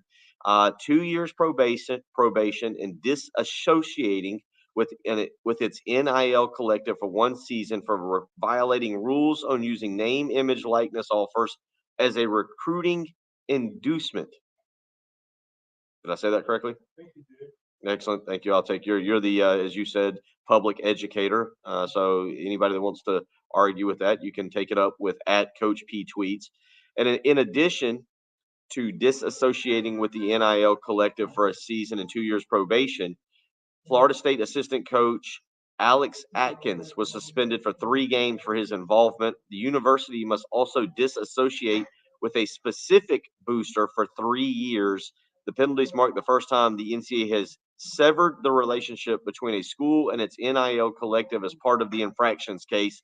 It is also the first time the NCAA has punished a school, coach, or collective for using an NIL as a recruiting tool. What do you take of this? It can't catch us all. I'm sure that's what all the other schools around the country are saying. So it's very similar to race speeding on the highway. One person gets caught, everybody else just keeps speeding along. Like, man, it's rough. It could have been me. From what I've read in those reports, it didn't feel like Florida State did anything that was out of the scope of normal business operations. Can you talk to him on that? I believe what they're being accused of is that the offensive coordinator took a recruit from the transfer portal and took him to a meeting with people from the NIL association, from the collective. That seems to be the violation from what I've read. I could be wrong. But if that's the violation, I think everybody else is looking around and maybe you might tighten up or you might just say, catch us if you can. The recruit is reported to be Amarius Mims, the big offensive tackle from Georgia, who removed his name from the transfer portal shortly after the meeting and remained at Georgia last year. Kind of makes you wonder there. But it's interesting to see the NCAA now. This is the absentee father, right? Like they haven't been there. Now all of a sudden they're coming home and they're like, nope, you're gonna eat vegetables. We're gonna have an 8:30 p.m. curfew. I'm back in town, and here's how this is going to be. And the child, I feel like the child, which is all of the major schools, are going to look at the father and be like, hey, you haven't been around. You really can't punish us. Florida State's going to take it, but I'm interested to see how other schools now are affected by this. Like I said, they're probably going to look around and say, we're going to go back to their meetings today, make sure everybody's good. Anybody You know, when stop doing that. You know that they're watching. You know that they're looking. Again, I would wonder what the genesis of this conversation is, because you know FSU's been kicking up a lot of dust at the NCAA and the college football playoff and all of that. I wonder if the NCAA didn't just say, "Hey, calm down." Other penalties that Florida State received include, again, the 2 years probation. Preston, they lost 5 scholarships over 2 years, a $5,000 fine, several recruiting restrictions, including losing 7 official visits, a 6-week reduction in recruiting communications time, and 24 fewer in-person recruiting days during the calendar year. So just a few of those things coming down the pipe for Florida State. Yet now makes you wonder, Mike Norvell in line for that Alabama job. We'll continue talking about that. We will continue. We'll fight. We're halfway through. It's halftime here. It's halftime. Go in, we're going to readjust, we're going to have a conversation, we'll make some adjustments, we'll come out in the second half fight. We got off to a bad start, played well in the second quarter, but we're here. We're here. That's what we are. You're listening to the early game. All right. I don't know if I have my little. He's there, but he can't hear you, you can't hear him. We might be a thing where there's some called, in there we have some called back feeds that we have to mess with. I don't know where the hell that's at. You could, Bill, you get your, go ahead. Why? It says 726. There's nothing. What's on that? It's fine. I'll do it. It's fine. What What was it? I didn't write it down. I wrote it, but I didn't write it. What was it? Crowder. I've already done that. Oh, that's right, you did. I've already done it. Okay, you did. I got it in the very first one. At this point. Yeah, we got that one, and he's actually already done that too. But we've not got It's 15 seconds of music. Yeah, just at this point. Yeah, at this point. But no, we did that one, so we're good. You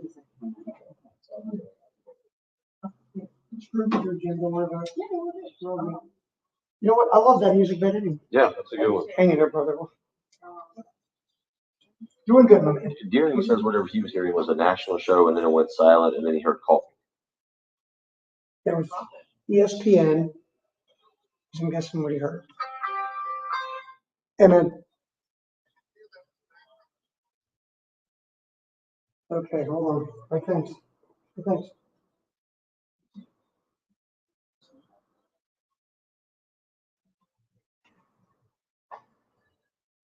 Hey, Bill. That's why I want one. Because I don't think they know how to turn it up. Hit it. Yeah. There it is. That's all you That's got. all we need to do. Yep. Glad you said that. Zero, yep. All right, so, See, those lights don't. oh, they're beautiful. But they're so pretty. Yeah, I have nothing to say, but I don't know what's Just wait for Ed to get here. We're here almost. But Ed fixed the phone. So don't call Rickson, which is Moglia's guy yet, and scrape it. No, don't scrape it. We'll have you should be good by 8:30. Ed's got time to get the phone right. There's something we're just missing in here that we don't know. That's all. At least wait till 8. Yeah, well, I'd wait. Yeah, that's fine. Yeah, I'd wait. I still like to test Deering first. Oh, we'll try him back. Yeah, we'll try him back. Just don't let Ed come in here. Tell you what, text Chris and see if he's going to be all right, because Ed's going to be here in a couple minutes.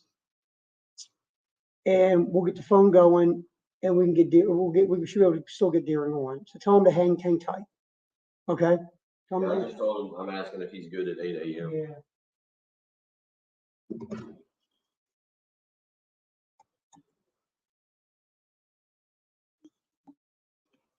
Guys, I'm gonna have to leave this audio off for now on this. Y'all just aren't gonna get audio. You're not gonna get. I'm sorry. You're not gonna get audio.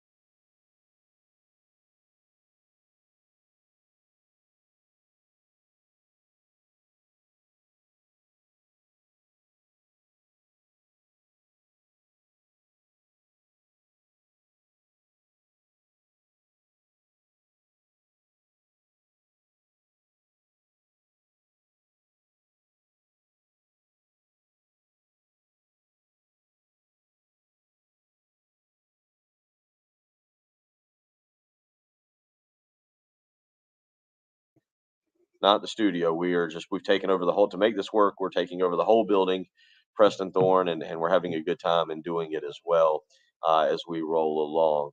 A couple other things of note for South Carolina. Again, tomorrow, 3 o'clock game, Preston Thorne, 3:30 game, excuse me, Columbia, Missouri. You bullied me, is the best way I can describe it. You bullied me into calling it the biggest game of Lamont Paris's career. Now, I was kind of ready to call it that already, but this is one they need to win, I think, to keep the momentum, and as I've said, to steal one on the road.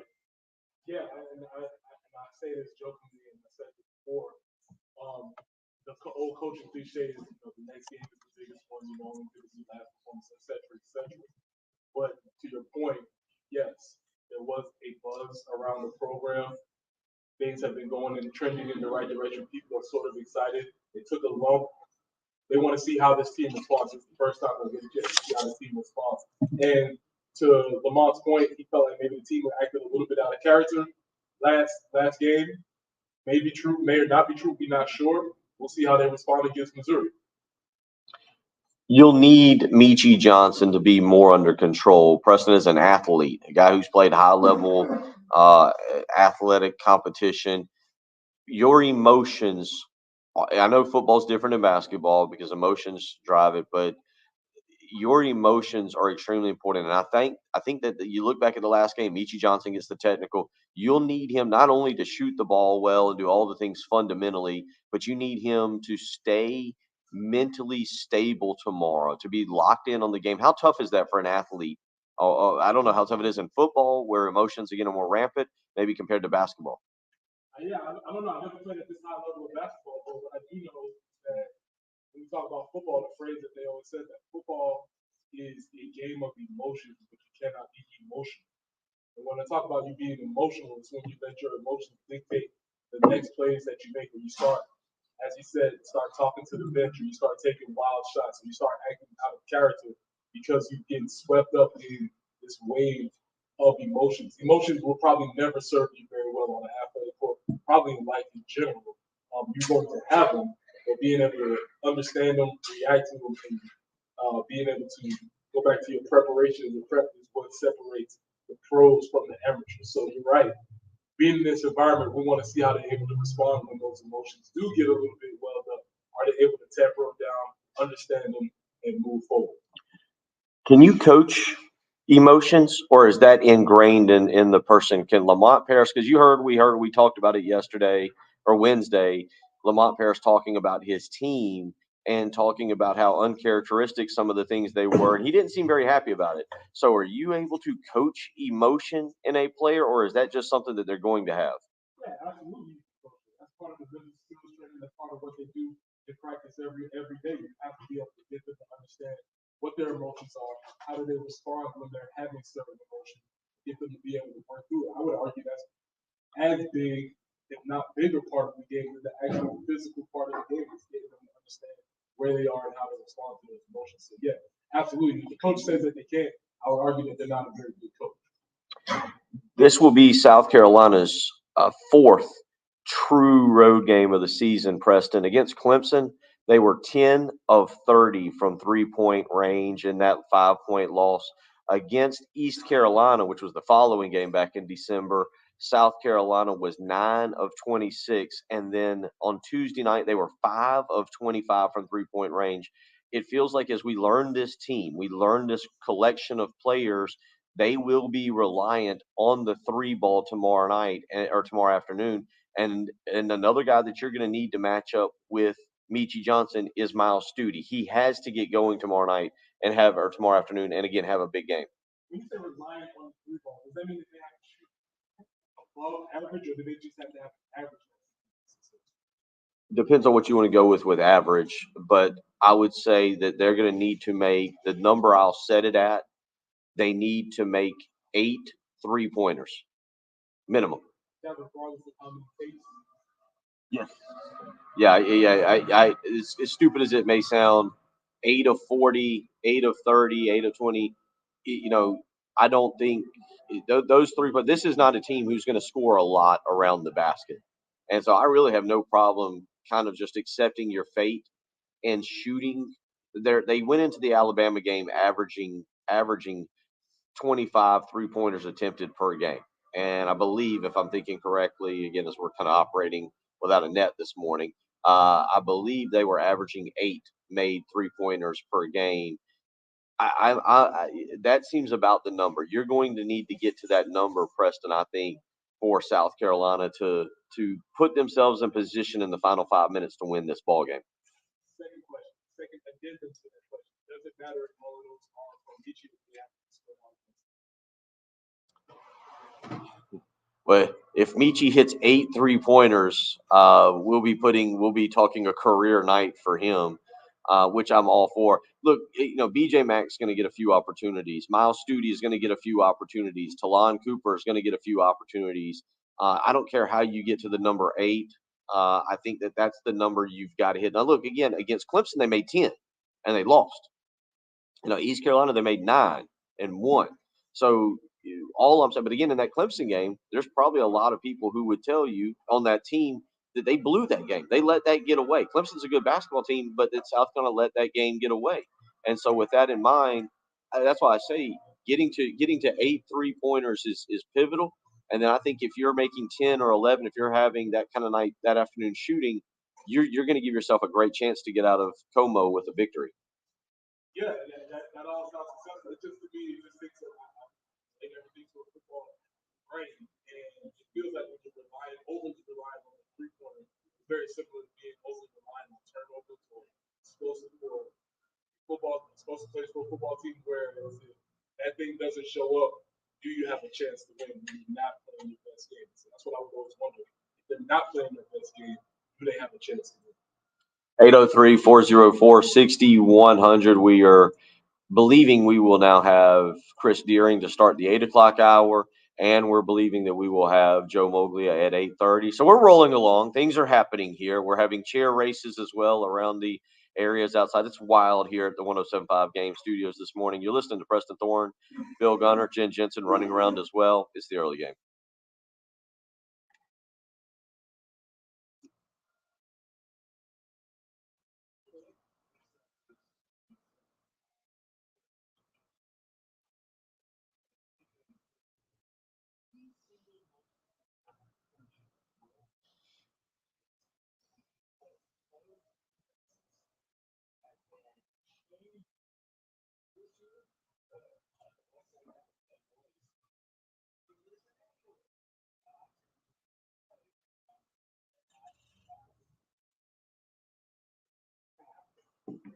All right, so we're doing the. It didn't get swapped. I'm sorry. That's okay. I got a minute and a half. I'm just going to grab this pad that's got it.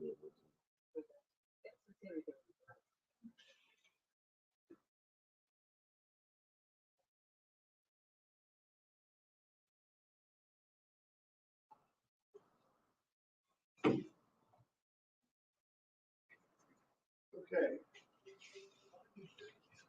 Console's back up. Hey, that's a good sign. The power cycled the 2 engines. Huh. So now I got to figure out all the changes that I made to be able to change them back.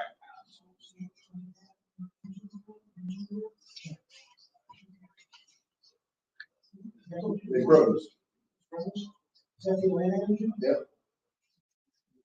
So I just rebooted the main back out, power cycled and it came back up. So, but I need to get everything in sync, and then I need to change my channels on my wall. We'll just stay doing this till you guys know, okay? Well, I'm not gonna be able to walk real fast, Terry. If you were standing here, I could power to you. I can't walk from here. Hey, can we test Deering? Can we test Deering during a break and see if he can? Yeah, we can. What time do you tell him? 8. He's actually in the shower. Here's the easiest way. Let me make a source to bring NKT's console up in here. And they can move back into there through the console. And then I can, because everything else is coming up in here. Okay. And then I can, as we're paralleled, I can move, okay? So let me go create that source. SCU.com. Offer not available for internal refinances. Terms and conditions apply. Equal housing lender. Federally insured by the NCUA. At Kroger, shopping with pickup and delivery is the same as shopping in-store. Same low prices, deals, and rewards on the same high-quality items. It's one small click for groceries, one big win for busy families everywhere. Start your cart today at Kroger.com. Kroger, fresh for everyone. Restrictions apply. See site for details. Save on Kroger brand pasta, Rotel diced tomatoes, Chef Boyardee pasta, and more. Mix and match 10 for $10 with your card. Kroger, fresh for everyone.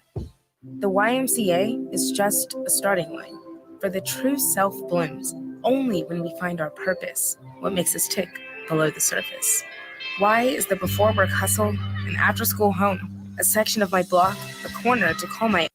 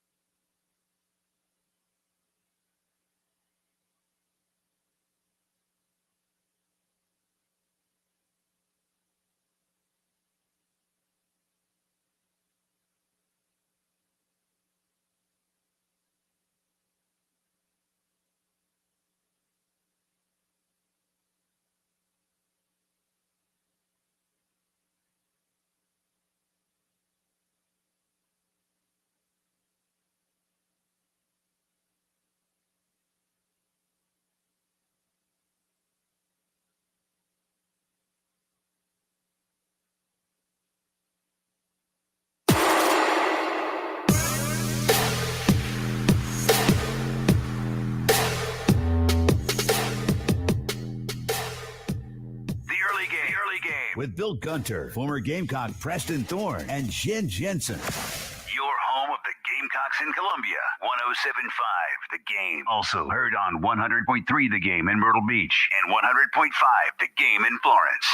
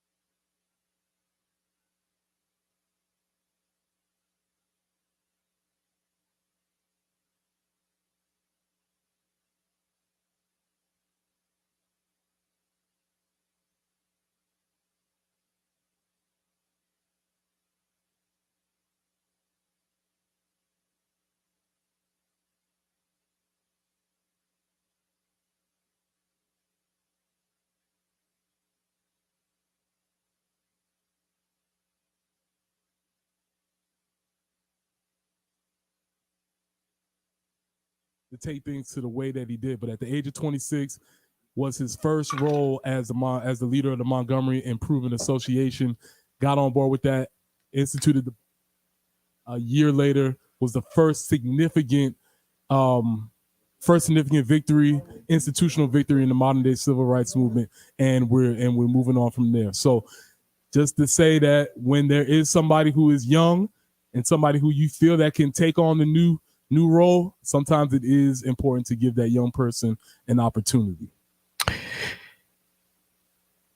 Very well said. Mm-hmm. And again, we'll take Monday off, but a lot of good points there. It's Preston, our Professor Preston. That's right. With really good stuff there, buddy. Appreciate that. And relating that back to sports and the situation with Alabama, Mike Norvell. Preston, younger guy. A younger guy. Yeah, but even when you think about that, Mike Norvell is, I believe he's in his mid-40s, but he's a younger fella. And I think the Alabama is not going to want to go for somebody who is tried and true. They're going to need to go for somebody who is young. And Mike Norvell seems to be a candidate that I think a lot of folks, and I'm not an Alabama fan, but that might be somebody I could get behind for this job. He has big time experience. He's proven winner at several levels. He knows how to play the modern NCAA game. That might not be a bad pick. Yes. The fact that there was NCAA violations and Florida State has been penalized, I think does show that he does know how to play the modern NCAA football game. So, all right, Preston, we've made it 2 hours. We're here, man. We're going to finish fourth quarter. Well, I don't know what the hand signals for radio are, but we're running around the studio right now holding up 3 for the third hour. We're going to get one more hour in, and then, Jen just held up one finger. I don't know what that was all about. Hour 3 on the way. Bill Gunner for the men's clinic. That's right. As we hit 40 years of age, Mike Norvell, by the way, 40 years of age, we can tend to have some issues. You can have some physical, mental, or even emotional well-being issues. And sometimes as men, we try to push through it and not allow it to affect us. But we should not do that. Nope. You need to talk to somebody. And there's nobody better in the business than Dr. Dan Balknight at the men's clinic. That's right. Sometimes these things are just as simple as a low testosterone. And you can get a free testosterone test by contacting the men's clinic today. 803-875-MENS. That's right, 803-875-MENS. Or you can visit him on the web and learn more about Dr. Dan Balknight and the programs he has at themensclinicsc.com. So don't wait any longer. Contact Dr. Dan Balknight today, 803-875-MENS, and schedule that appointment and go visit him. 107.5 The Game, broadcasting live from the Herndon Chevrolet Studios. Discover Herndon Certified, Herndon Chevrolet's premier used car warranty. Shop with complete confidence knowing Herndon Chevrolet has got you covered. Stop by or shop online today and see why Herndon Chevrolet makes you smile. Renewal by Anderson's here. Kickstart the new year with this incredible deal. Buy one window or door and get the second for 40% off. Act now to schedule your free, no-obligation, in-home consultation with my team at freewindowassessment.com. That's freewindowassessment.com. Life matters. Leadership expert John Maxwell believes that a sharpened focus sharpens leadership skills. He believes that the most effective leaders and entrepreneurs have mastered the following formula principles. Focus 70% on developing your strengths. Successful men and women focus on what they do well, not on weakness. Focus 25% on new things if you want to get better. Keep changing and improving. That means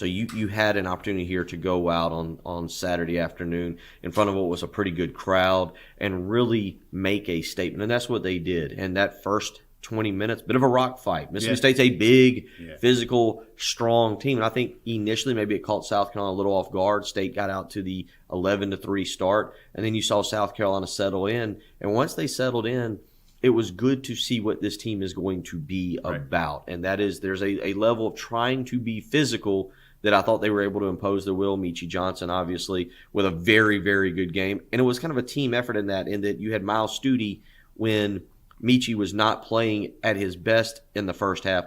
Miles Stute was getting the job done and keeping South Carolina on or in the game. And then you had Michi in the second half, and give a lot of credit in that game as well to guys like Colin Murray Boyles and B.J. Mack. I know a lot of people go, well, B.J. Mack didn't score a lot. Well, you know what he did? Only 5 points. He rebounded, and he limited what Mississippi State could do in the post. And that was very important. That was his role in that game, and he played it very well.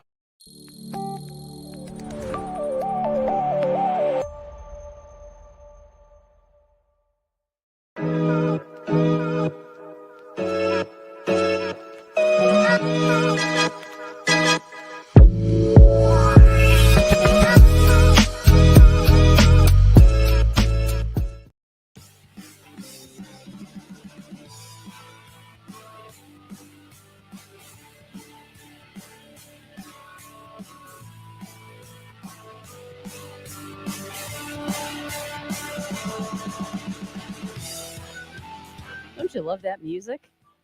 All right, we're sort of getting things back to normal. Kittiwake at Augusta Highway, there's an accident there. Also, Jessamine at Augusta Highway.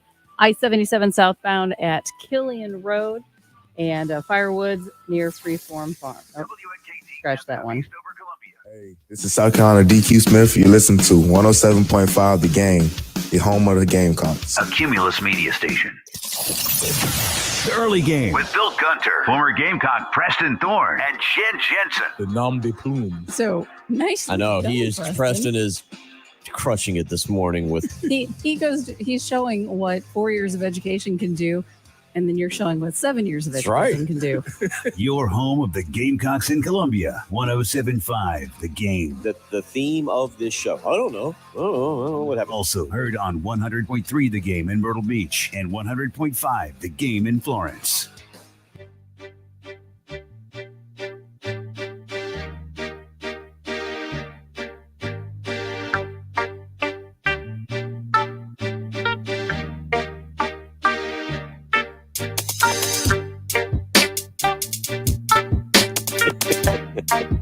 I've heard Preston Thorne tell stories about going to the winter workouts as a college player for Pat Moore, and how you always had that one player who was way too peppy to be there that morning.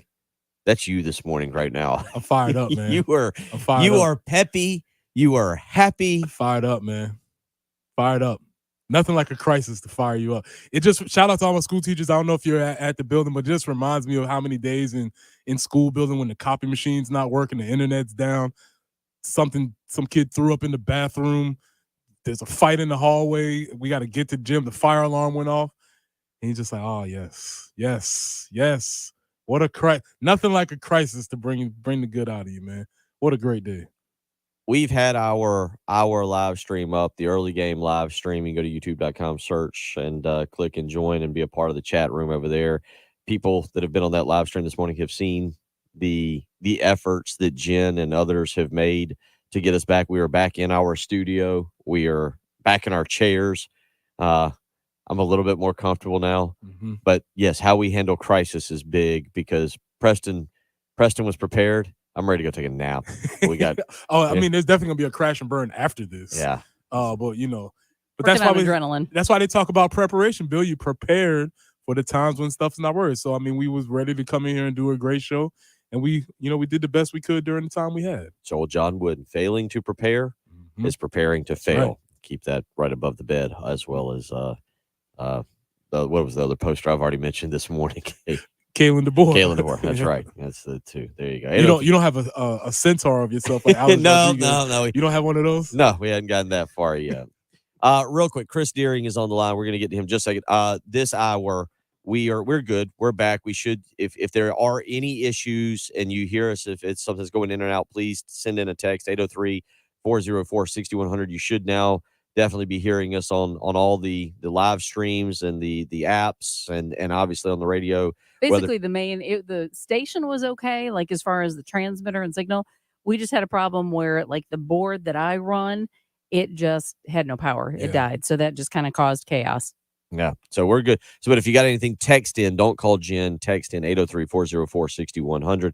Chris Deering joining us now. Coming up at 8:30 this morning, Joe Moglia will join us as well. So we're kind of back on schedule here. But again, Chris Deering joining us from Prep Red Zone Network. And Chris, welcome in. We had to move things around. We appreciate you being patient with us this morning and still hopping in to talk a little high school basketball as we are fully immersed in the season now. That's right. You know, I mean, good job by you guys. Kudos to Jen, everybody that worked on the situation. I like Preston's attitude about this thing. You know, a crisis early in the mornings could set you up for a great day, I feel like. Yeah, the off-air conversation about how the rest of my day is about to go would suggest that I will not remember much after about 1:30 or 2, but it will be a great day. So, yeah, you are right about that. 803-404-6100 if you want to weigh in on a game or a question for Chris tonight. Chris, let's start here. Lexington rolling right along right now in 5A. They are ranked the top team in the most recent poll. Give us a little breakdown of the 5A boys high school basketball right now. You know, like we talked last week a little bit, Bill, it starts right there with Lexington. They went on the road last week and beat a good Somerville team. They started region play this week with the win over Chapin. And then, you know, you got some of the usual suspects. You know, Dorman's right there still hanging around, coached by Thomas Ryan, I'm sorry. Yeah, Benjamin was coaching with me last night, and from what I saw, no, he's not his brother. He's not his brother. There you go. He's got a very good assistant coach, is what Benjamin has. Yeah, exactly. Dorman's always there. They won it all last year. So they're right there at number 3 in 5A. You know, some other teams one team is going to be here locally on Monday that I want to touch on here in just a bit. Burns is number 5. Blythewood is number 7. And I got to give a shout out to my Berkeley Stags. They come in at number 10. So it's a pretty good top 10. You know, I think the playoffs should be fun when we're not that far away. It's just a few weeks away from playoffs starting in basketball. Once you flip the calendar to January, things go pretty quick. And, you know, it's like 3 weeks of region play, then bam, you got the playoffs. So we gearing up for that. But I think 5A's got some good contenders. Lexington's got to be the number 1 contender with Cam Scott. And we'll go from there. You know, last year they didn't make it to the championship. So I'm sure there's some desire there to get there and win one. Cam has not won one at Lexington. So we'll see how that all pans out here in February. Going to the 4A boys right now, Ridgeview making appearances in the national rankings right now. They're number 1, followed by Westwood, Catawba Ridge, Wilson, still coached by Carlos Powell, and Lancaster at number 5. Give me a little quick breakdown on the 4A boys. Well, real quick on this one, you know, tonight we were supposed to have Ridgeview and Westwood in a region game, but because of the weather and schools letting out early are going to e-learning today. That's been postponed until next Wednesday. But Ridgeview's going to be tested next week. There's no question about it. On Monday, part of the MLK Bash over at Eau Claire High School, Ridgeview number 1 in 4A is going to play Gray Collegiate number 1 in 2A on Monday night. And then they turn around on Wednesday and play a really good Westwood team.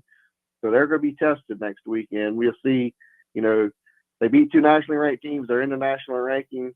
So we'll see how they compare with, you know, some of the teams right here in the state. And you talk about that Wilson team out of Florence.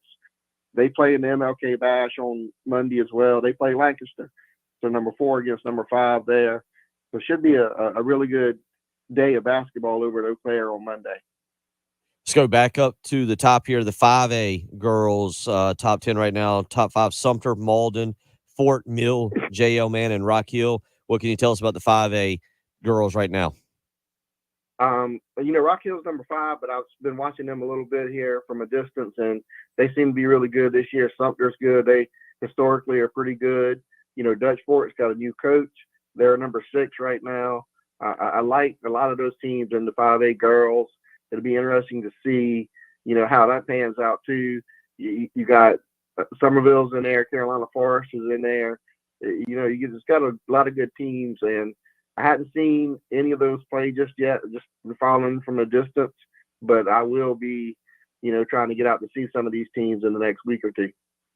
Yeah, real quick, I have a schedule in front of me, but I will say it does not tell me what. I'm kind of hesitant to read it because I'm not sure what is been canceled. Like I know for Lexington School District 1, I believe it's a half day of e-learning, so I'm not sure the schedule that I'm looking at. Again, I'm not even 100% sure it's accurate, but it does have Lexington River Bluff for tonight. Do you know that to be true that Lexington River Bluff are playing? That's the game has been moved to 1:00 tomorrow, and the boys will follow at 2:30.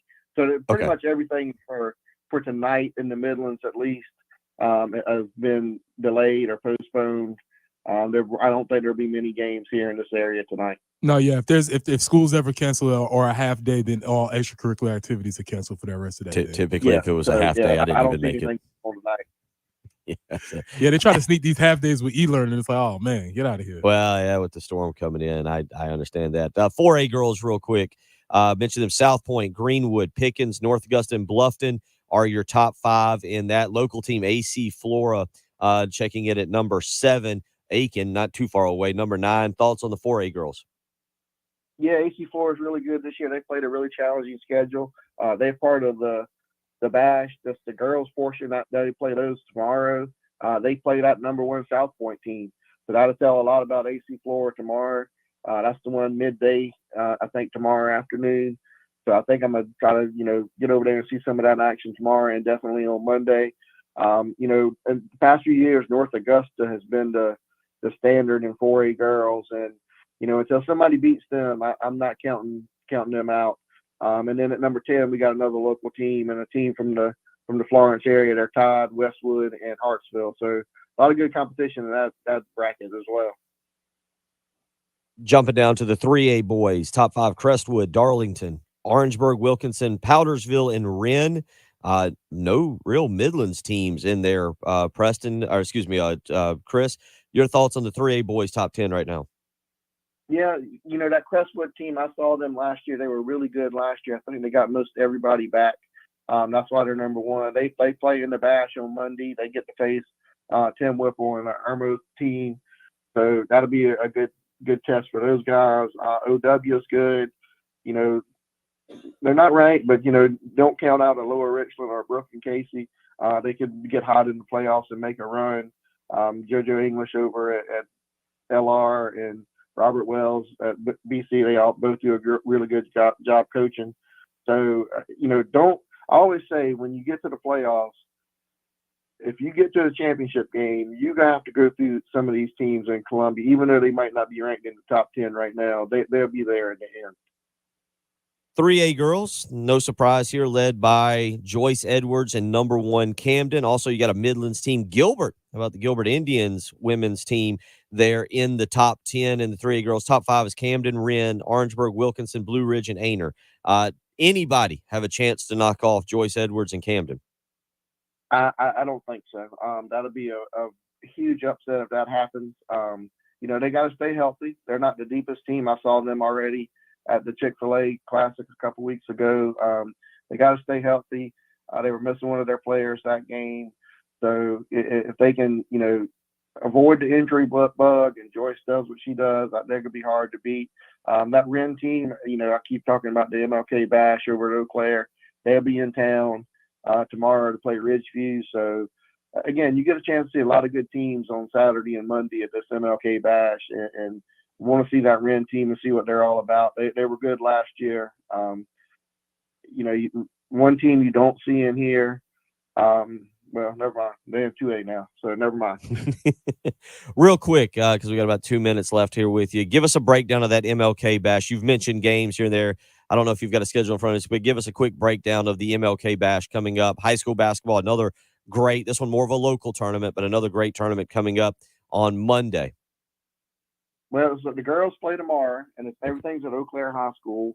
One of the early games, the Military Magnet, the Class 1A number 1 ranked team will play Andrew Jackson, who's number 3 in 2A. So that's a big matchup. Then you got North Augusta and Great Collegiate. That's a really good one later in the day. And then Camden will play Hilton Head Christian to cap things off tomorrow. Then on the boys' side of things, Monday starts at 10:30 in the morning. Crestwood and Irmo kicks things off. You got Hilton Head Christian and Sumter. Cardinal Newman and South Florence, Burns and Keenan. And then the last 2 games are heavyweight games, in my opinion. Wilson and Lancaster that we've already talked about, and then Ridgeview and Gray. I expect that gym to be full. A lot of people on hand to watch those games, and that's going to be a fun time over at Eau Claire on Monday. Should be. And you can always follow Chris on Twitter for some updates. At CDeering82 is the way to do that. Chris, we'll get you back to your usual time slot next week. And we'll talk a little football as well. I know there's some camps coming up, some things going on for you with Prep Red Zone as well. So we'll get into a lot of that with you. Still some major vacancies. There is. Yeah. And we have some real life next week as well. Also, so we have a lot to talk about next Friday. Yeah, we'll get into we'll have everything set up and ready for you. So we'll get into all that, man. We always appreciate you kind of moving your schedule around to be with us this morning. Appreciate it. All right, sounds good. Y'all have a great weekend. Thanks, man. You too. Chris Deering, as he does on Fridays, high school highlights of the week. Again, big thank you to him for kind of readjusting his schedule this morning to fit what we were dealing with here. 803-404-6100. We'll come back. Be a short segment. I've never seen Preston. So Preston's for a morning that's featured a lot of stress here. Preston's as happy as I've ever seen him. He's almost never been so excited from what I've seen to do an interview. Joe Moglia coming up at about 8:30 this morning, and Preston's fired up to talk with Coach Joe there. So we'll get to that. So next will be a short segment, and then we'll get ready for Coach Joe Moglia at 8:30 this morning. You're listening to Preston Thorne, Bill Gunner, she's Jen Jensen. It's the early game. Got something to say? Ring us up on the Love Chevy phone line. South Carolina's #1 volume Chevy dealer. At 803-404-6100. Your home of the Gamecocks. 107.5 The Game. Preston here, man. Let me tell you about my friends at Absolute Glass, the premier glass company of the Midlands, offering auto, home, and business glass repair. So if your glass is damaged, shattered, cracked, or broken, they can handle the job. If it's a cracked windshield, that's no problem. They'll come out to your location and replace it for you. That means if you're at school, if you're at work, wherever you are, Absolute Glass will come out to your location, usually for free. They'll replace it, and they'll work directly with the insurance, and they'll take away all the headaches, so you don't have to worry about it. Now, if you're anywhere else, they'll give you a free quote for that job also, so you don't have to worry about what the price is going to be. Now, if you're sitting at home and you're looking to increase the value of that, you can do that with new windows and mirrors, and Absolute Glass will take care of that for you too. Windows, mirrors, shower enclosures. If you can see through it, Ray and Marianne at Absolute Glass can do it. So check them out online at absoluteglassinc.com. That's online at absoluteglassinc.com. Broadcasting live from the Herndon Chevrolet Studios. This is 107.5 The Game. A great selection of new Chevys is available now at Herndon Chevrolet. The lot is packed with inventory, and more is on the way. So shop your hometown Chevy dealer today. Stop by or shop online today and see why Herndon Chevrolet makes you smile. Hi, welcome to FTC. How may I help you? I want to get FTC internet. Great. Do you know how many devices you have? Oh, I'm not sure.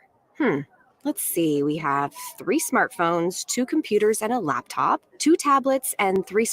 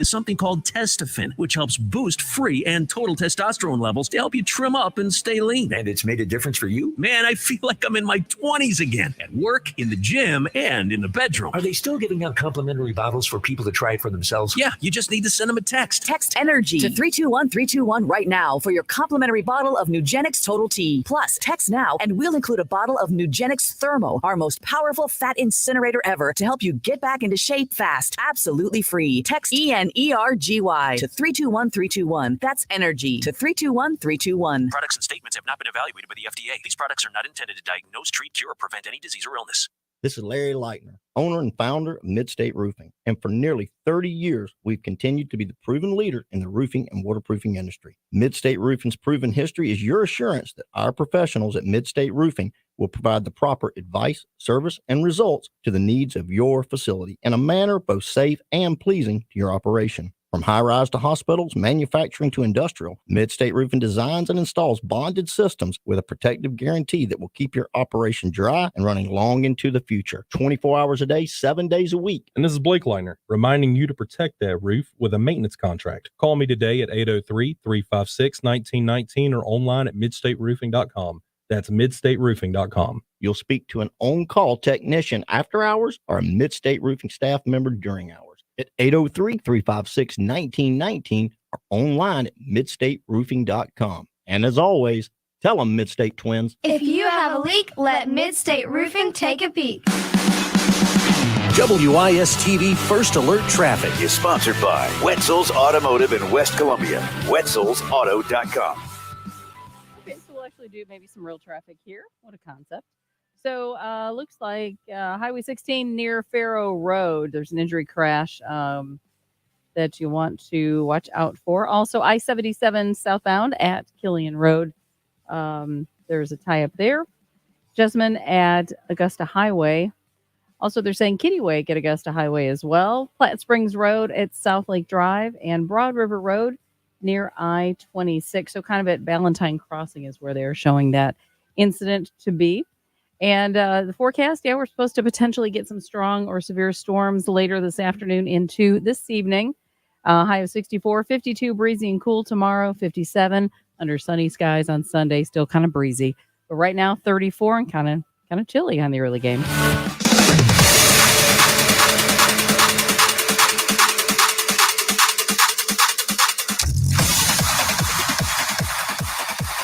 The early game with Bill Gunter, Preston Thorne, and Jen Jensen. Your home of the Gamecocks in Columbia. 107.5 The Game. Also heard on 100.3 The Game in Myrtle Beach. And 100.5 The Game in Florence.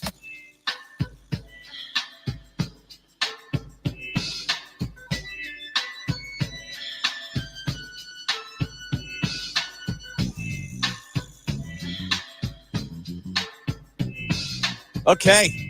We're getting there. Feeling more comfortable.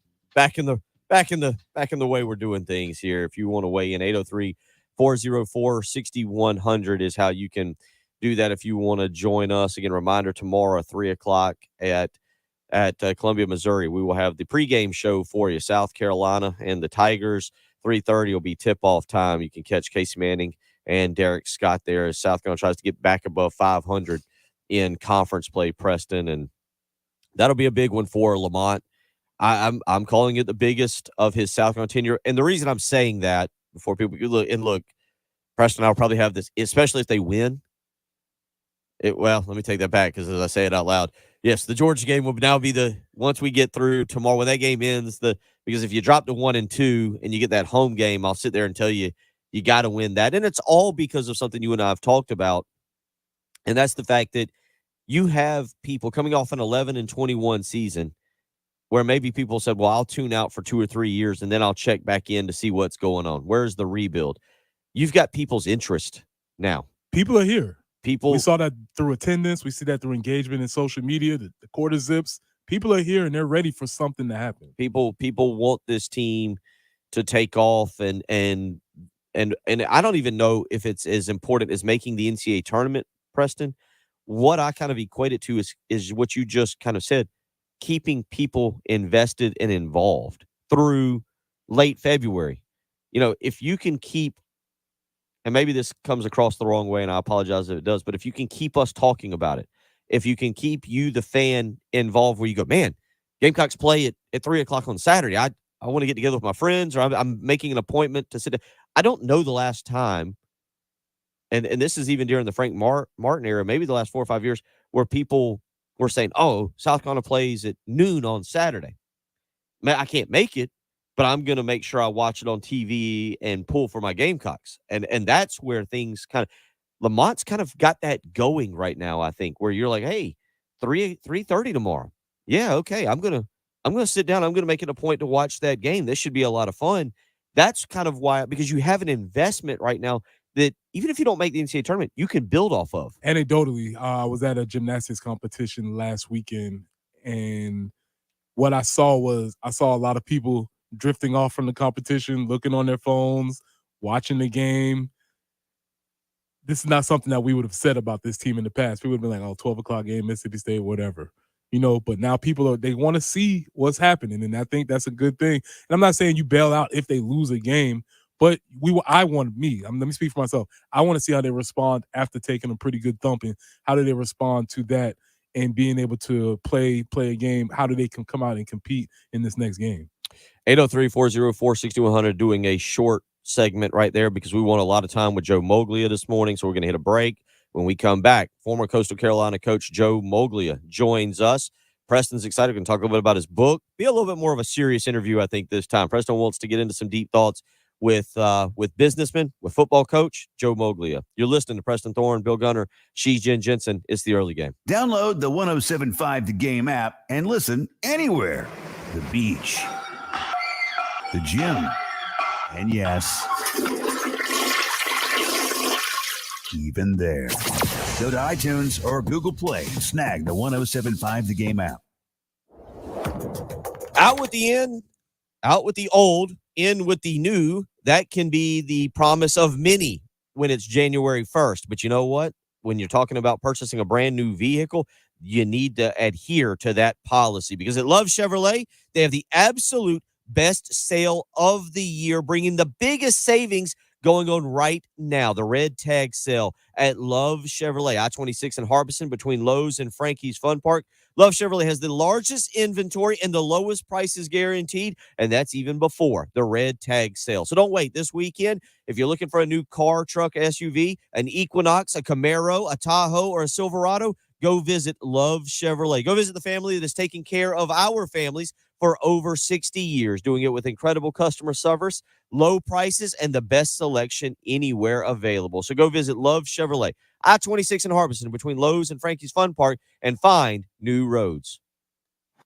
Do you know the secret to losing up to 1 pound of fat every day? I'm Dr. Mark Bentley with Columbia Secret for Weight Loss, and I know the secret. How are you?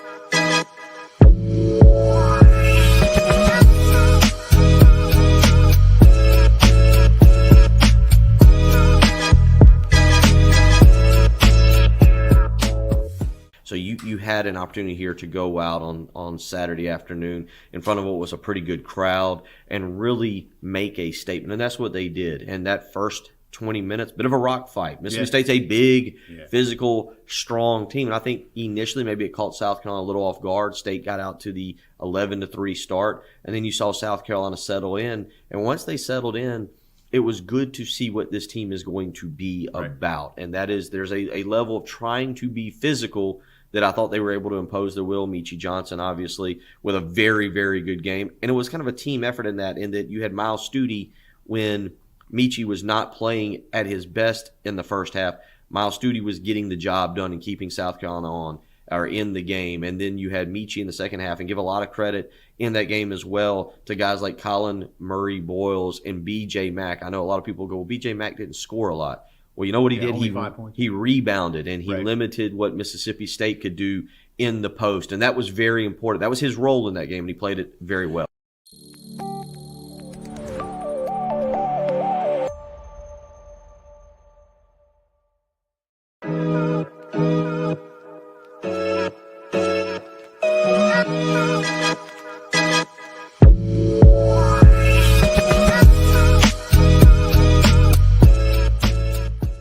We have 3 smartphones, 2 computers and a laptop, 2 tablets, and 3 smart TVs. And we have 2 cameras under our garage. Oh, and my son does online gaming. Wow, I didn't realize we had so many. With all your devices, your family needs at least 50 megabits per second. 50 megabits? And that's a symmetrical connection, 50 up and 50 down. And is it true FTC won't charge extra for the modem and Wi-Fi? Yep. And free installation? Yep.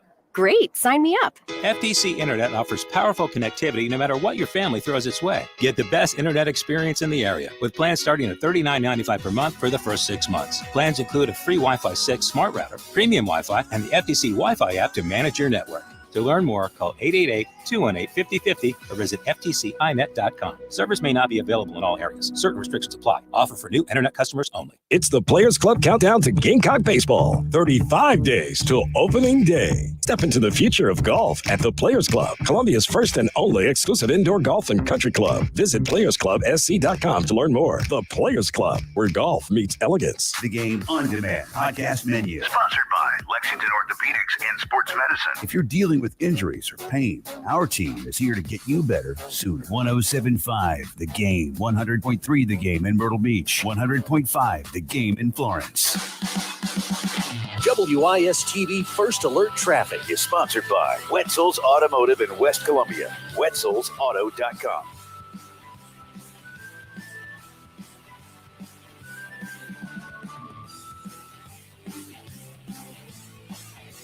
Quick peek at your traffic conditions out there this morning. We are seeing an accident, I-77 southbound at Killian Road. Also, Highway 16 near Farrow Road. Platte Springs at South Lake Drive, an accident there. Broad River Road near I-26 there at Valentine Crossing. And Desmond Road at Highway 1. At Highway 1. Platte Springs at South Lake Drive. And your forecast, we're looking for 64 for the high today. Those afternoon and evening storms potentially heavy, so obviously stay tuned for all of that. Tomorrow, breezy and cool, 52 for the high, 57 on Sunday. Right now, it's breezy, 35 on the early game.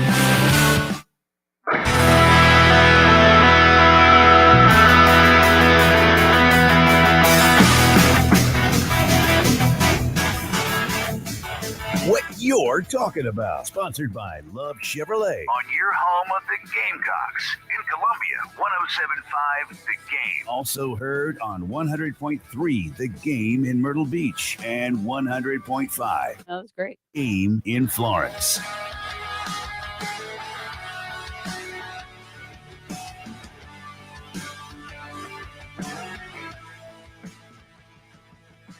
.30.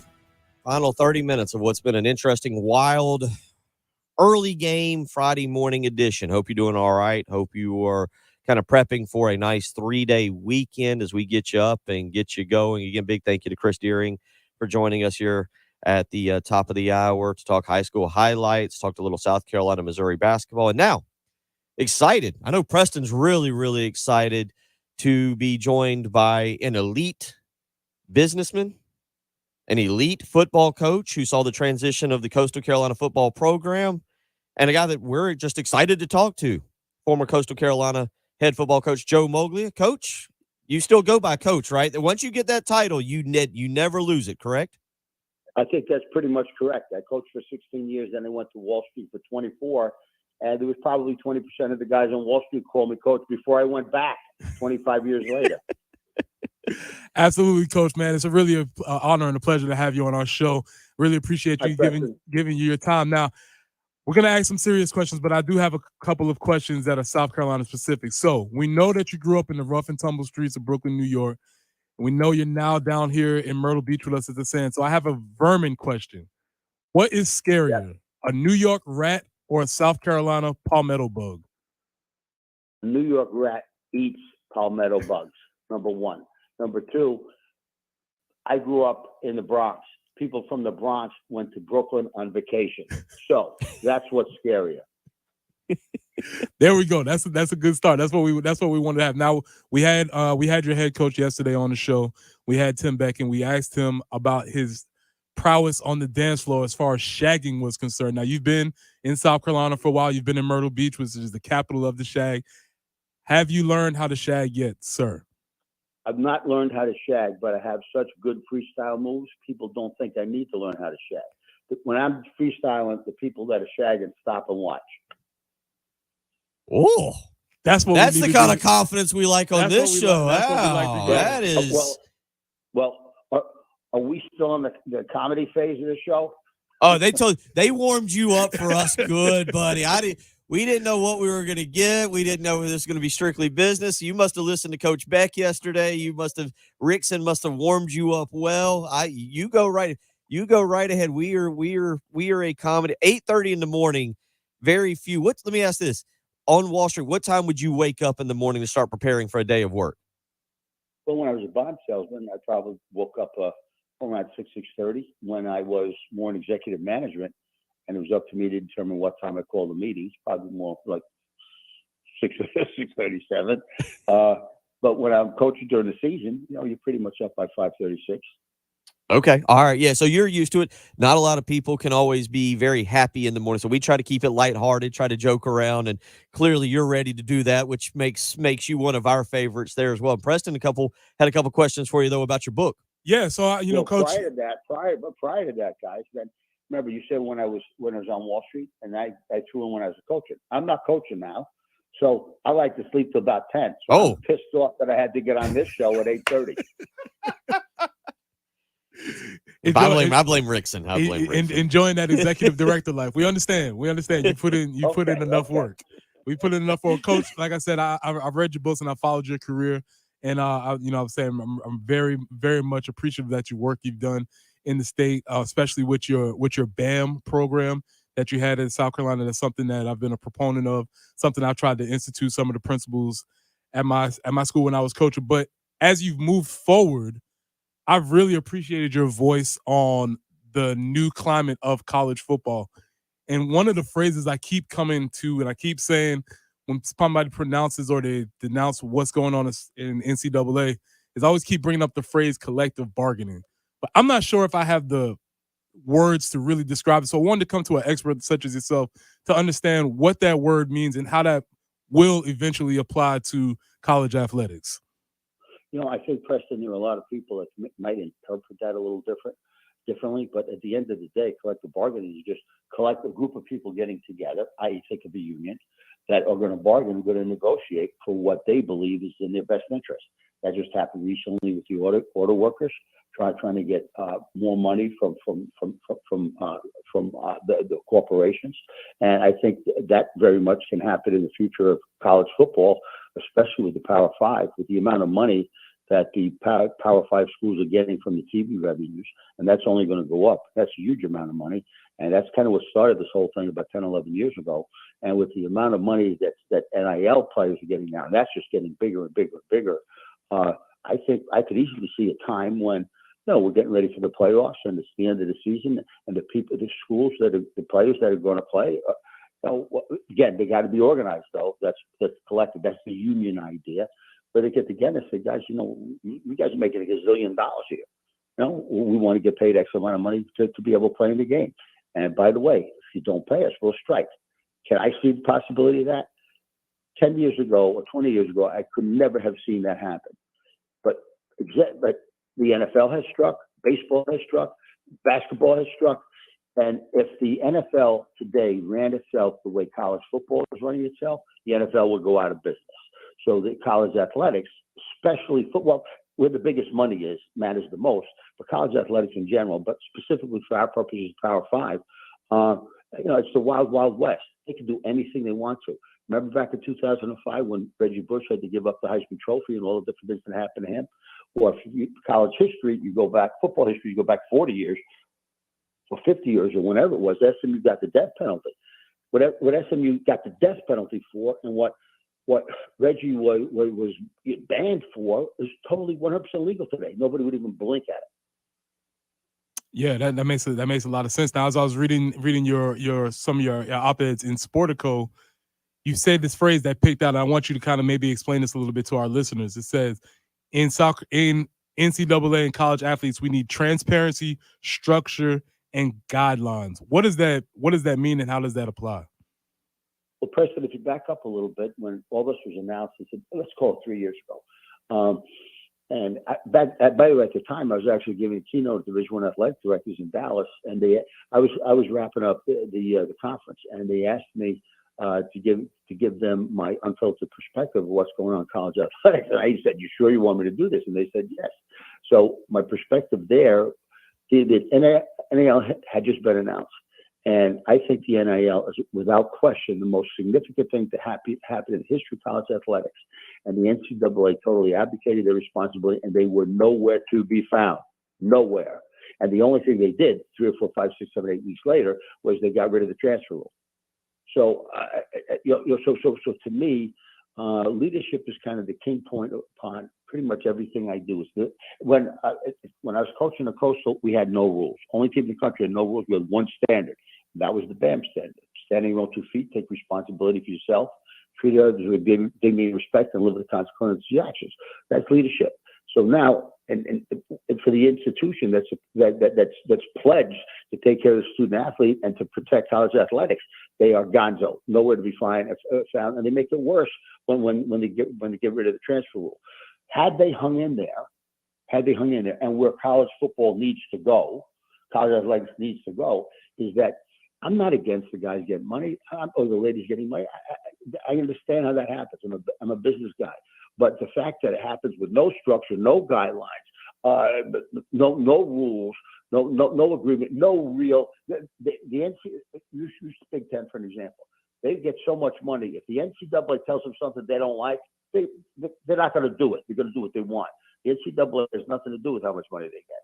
Right. So I think what's got to happen next is that, and the NCAA, again, abandoning responsibility anyway. So I think what's got to happen next, the Power Five's got to separate themselves, and you begin with, otherwise you've got too many, it's hard to get moving. So if you say, well, this is the best thing in Power Five, well, that's not going to help girls tennis. Okay, get something done with where there's the most money right now, and then go to men's basketball, go to the G5 schools or whatever it might be. But it needs to break away. It needs to have its own independent executive body. But that executive body makes the rules that they believe is in the best of their Power 5 football, but then they enforce the rules. They are the boss. Everybody's got to pay attention. In the NFL, you sign a contract as a coach, 5 years, you don't touch the guy for 5 years. If you do, or if you don't touch somebody else's guy for 5 years, if you do, you get in trouble.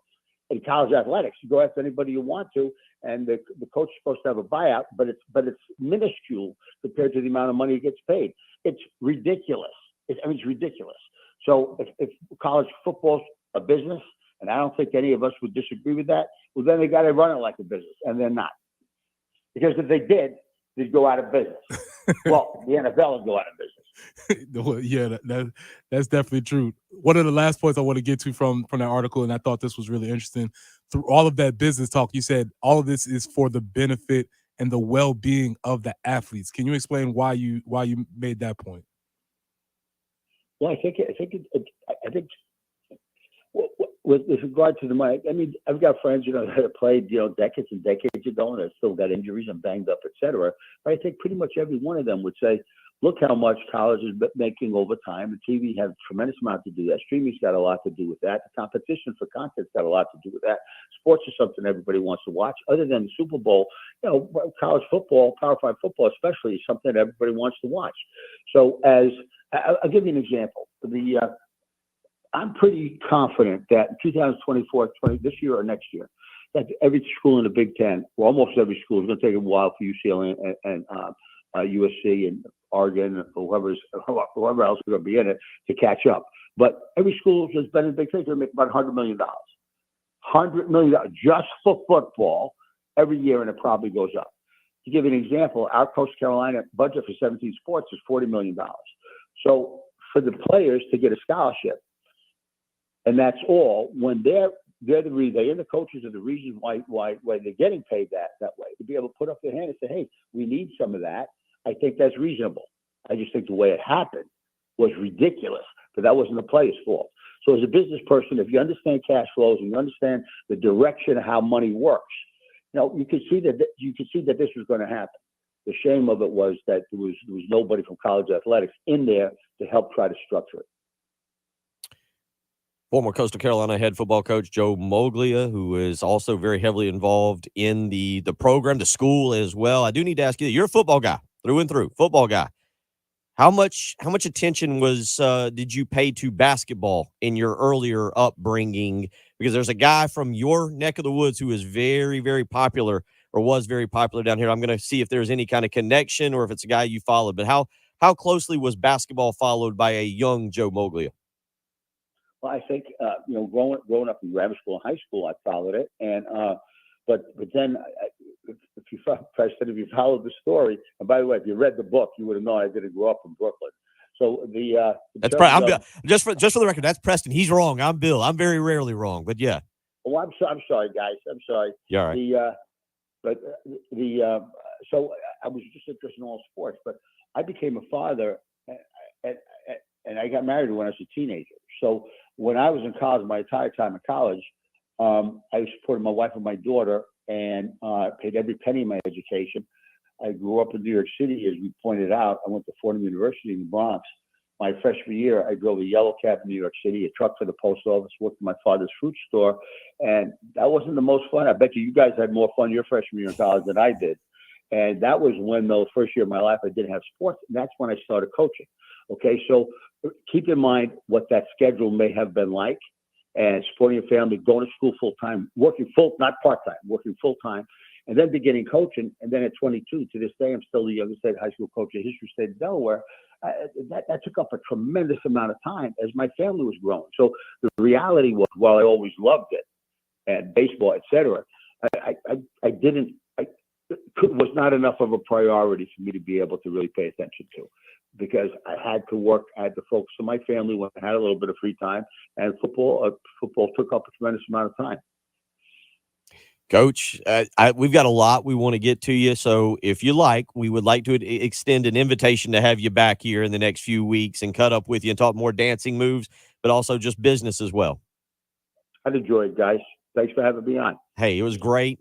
Preston had a blast. I had a blast, and we definitely look forward to having you back here in the next few weeks. And get us down. We're going to try and be down in Myrtle Beach this year and hang out as well. That'd be great. Thanks, guys. Appreciate it, Coach. Last thing really quickly, what do I need to do to get on your calendar? I need to holler at you. You gotta get a blood test, and you gotta have 2 sets of IDs. Done. I'll consider it done, Coach. Appreciate your time. That's not going to be difficult to do. Take care, guys. Yes, sir. Take care. Coach Joe Moglia. We'll be back. We'll wrap up the Friday morning episode of the Early Game. Download the 107.5 The Game app and listen anywhere. The beach. Mid-state.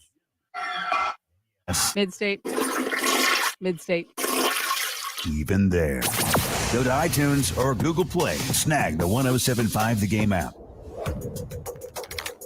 Bill Gunner from Mid-State Roofing. That's right. For nearly 30 years, Mid-State Roofing has been the one taking care of your commercial roofing needs. And you know what? They pride themselves on their service and their maintenance, and their work speaks for itself. So if you're in need, or if you need leak detection or even leak prevention, now is the time to call the Mid-State Roofing family.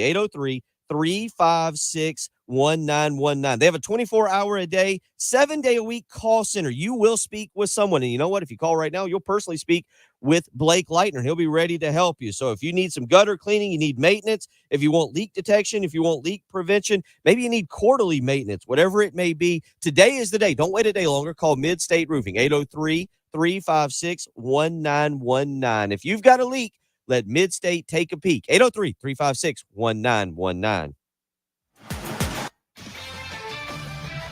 This is Boomer Science with CBS Sports Minute, sponsored by Fairfield by Marriott, official hotel partner of the NCAA. Bud Harrelson, all-star shortstop and fan favorite for the 1969 Miracle Mets, died yesterday at the age of 79. Of his infamous 1973 NLCS brawl with Cincinnati Red Pete Rose, Harrelson recalled, "I hit him right in the fist with my eye." That's the kind of guy he was. Rest in peace, number 3. You will be sorely missed by this longtime Met fan. Boomer Science. CBS Sports Radio.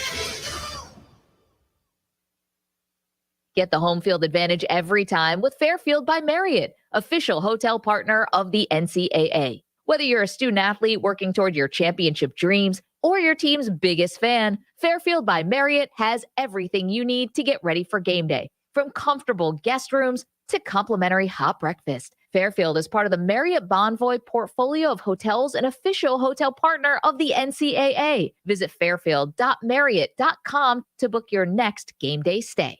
Wendy's new breakfast 2 for $3 Biggie bundles let you create your own delicious combo. Choose from a sausage biscuit, egg and cheese biscuit, small seasoned potatoes, and a medium hot coffee. But it's obvious which combo's the best. Sausage biscuit and small seasoned potatoes. Well, maybe it's the fresh cracked egg and cheese biscuit with a medium hot coffee. Or 2 savory sausage biscuits. Whichever you pick, you can't go wrong. Choose wisely. Choose Wendy's new 2 for $3 Biggie bundles. Limited time only. U.S. price and participation may vary. Not valid in a combo. Single item at regular price. Hey, Gamecocks. Ben Cato. Cold weather is here now, and if you're like me, that probably means you haven't touched your yard equipment in a while. Don't wait until the weeds are knee-high. The service center at Cato's Power Equipment is here to fix any problem, big or small. Let us keep your tools one pull away from getting you back to work. Mention this ad, and we'll throw in a free oil change and fuel flush on any Toro, Gravely, or Aaron Zero Turn, now through March 31st. Only at Cato's Power Equipment, 4012 West Beltline Boulevard, right outside of downtown Columbia. Clogged, overflowing gutters can cause thousands of dollars in damage to your home's foundation.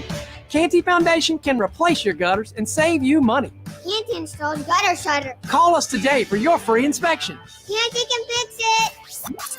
Having a reliable gutter system is essential to protecting your home's interior and exterior. Heavy rain can unleash gallons of water onto your home, and poorly maintained or leaky gutters could lead to roofing, siding, and water damage that is expensive to repair or replace. Online at candygutters.com.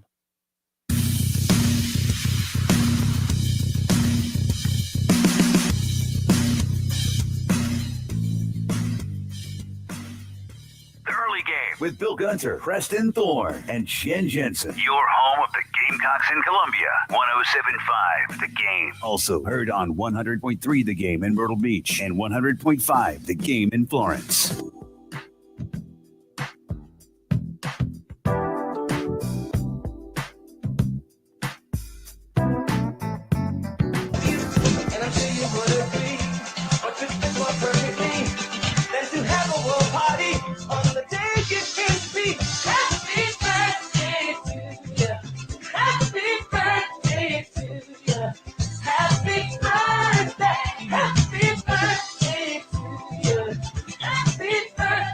Well, Bill, we made it. We did. We made it. Well, we can fumble at the goal line. We made it. No, we made it. This plane is landed. This plane is landed, but you got to speak it into existence. Preston Thorne, Bill. Hold on. You think Mario Cristobal landed the plane when he handed it off? I'm not Mario Cristobal, man. That's him. Okay. That ain't me. Don't speak that badness on me. All right. Bill Gunner, Preston Thorne, Jen Jensen in the game. Obviously, you heard the happy birthday song by Stevie Wonder, dedicated, written for, and created for Dr. King in celebration of the holiday. The song was created to drum up awareness for this day. And obviously, we won't be in here on Monday, be honoring the life and legacy of Dr. King. And the last thing I wanted to bring up, we talked about him being the young guy in town, but the last thing I wanted to bring up, Bill, is coming up clutch, because August 28th, 1963, March on Washington. A lot of people are standing around. It's hot. There's one man that's waiting to speak at the end of the bill. His name is Dr. King. He starts into his speech. The speech is going well. And then Mahalia Jackson from behind him says, "Tell him about the dream, Martin." He goes off script. Oh. He's been prepared. And he delivers his famous "I Have a Dream" speech off the cuff, off the paper, in the moment, in the zone, and delivers what, people consider one of the top speeches ever in the history of recorded speaking. So talking about a guy that was in the moment, living to the moment and lived up to the moment. Again, only at that time was only 34 years old. Still a young fella. Unfortunately, life was cut short not too many years after that. But celebration of the King, Dr. King on Monday. If you got a chance, do some research, watch some videos, and always appreciate his time. That is a good history lesson. I did not know that was an off-the-cuff speech. He had been preparing it. He'd been testing it out in some places, and then he saw that the thing was going a direction, and then they said, "Tell him about the dream." And he told him. And he went, from all indications, it was pretty much off the cuff. Really cool. You learn the old phrase, you learn something new every day, once again applies today. So really cool information there. 803-404 6,100 is Preston. Preston gives us a little bit of a history lesson. Yes, sir. And we'll honor some history on Monday. We'll take the day off again and be back on Tuesday. Let me real quick tell you about the Ecton Law Firm. If you've been having some tax troubles, if they're weighing you down, they're stressing you out, you're not getting sleep at night, don't let that happen. It's time to contact local attorney John Ecton and his team at the Ecton Law Firm, 803-771-9800. They have a local team dedicated to resolving your income and business tax issues for good. You know what?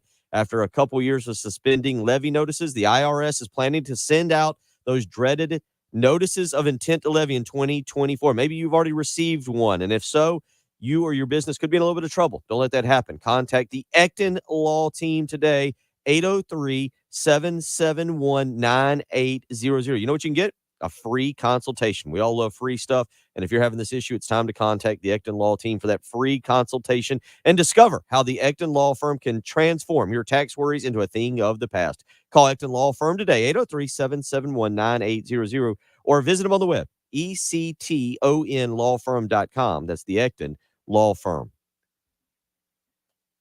Final thoughts on the week. Wednesday, it exploded. Pete Carroll steps down. Oh man, a legend is leaving. We're all like, poor Pete Carroll. It seems like they're shoving him out. And then it was like, Pete Carroll, who? Who is this guy? This gray-haired energy guy? Because Nick Saban left Preston. Bill, you realize on Tuesday, we were just talking about the college football national championship. Yeah. Does that feel like that happened a billion years ago? That goes back to what I thought of that championship. Once it got played, I wasn't even sure how many people were invested in really getting into it and watching. And then we did our due diligence on Tuesday and we talked, and then it's like, that's over. All right. And now it's time to start a whole new era of college football, and we're going to do it without Nick Saban. Yeah, unfortunately, man. Shout out to the GOAT. Hopefully we see your presence around somewhere on some screen somewhere, or else I just have to go watch old video clips of you. You would agree. All coaches in some form or fashion have an ego. Yeah. And I don't think we've understood Nick Saban's ego fully, but if he's already doing Pat McAfee, well, I say already, but if he's done Pat McAfee, you get the Reese Davis story about Saban telling him on set at last year's national championship game, I got bleep I need to say. Why are we cutting? Nick Saban will be in some form or fashion on television next year. I hope so. I can only hope so. Of course, I'm pulling for a movie or food review podcast with he and Bill Belichick. They're good friends. I don't see why not. This isn't exactly we get to see the other side of Belichick, which everybody talks about him being such sort of a jokester and a lighthearted guy. We never see that. Hopefully get to see that in his next phase. We're out on Monday. Good week, man. Yes, sir. Appreciate it. Good week. Thank y'all for listening. Thank you for staying with us. Yeah, Jen, awesome work today. Great job today, Jen. Yeah, been a great day.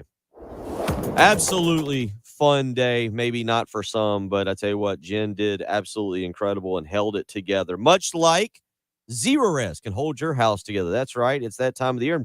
Maybe it's been dirty. Maybe the kids have trampled it from the Christmas and New Year's break, and now they're back to school, and you're ready to make the carpets, the rugs, the tile, the upholstery, all, once again, look insanely clean. And with Zerorez's patented ZR water technology, that's exactly what you can get. Give them a phone call today and schedule an appointment. Right now, you can get 3 rooms of carpet clean for just $109. And when you mention me, Bill Gunner at 107.5 The Game, you get a hallway cleaned for free. Again, that's 803-262-4020, or you can schedule with ease online, ZerorezColumbia.com. Again, right now, get 3 rooms of carpet clean for just $109. But if you mention me, Bill Gunner at 107.5 The Game, you get a hallway clean for free. Zerorez, spell it backwards or forwards. It's the right way to clean. 107.5 The Game. Broadcasting live from the Herndon Chevrolet Studios. Discover Herndon Certified. Herndon Chevrolet's premier used car warranty. Shop with complete confidence knowing Herndon Chevrolet has got you covered. Stop by or shop online today and see why Herndon Chevrolet makes you smile. Get the right care at the right place. Visit Lexington Medical Center's convenient urgent care centers for minor illnesses and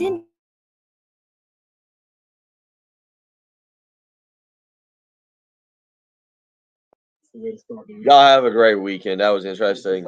We're out Monday. No live stream Monday. We'll see you Tuesday. Y'all take care. And breaking news. I don't know if you saw it just now. Yeah.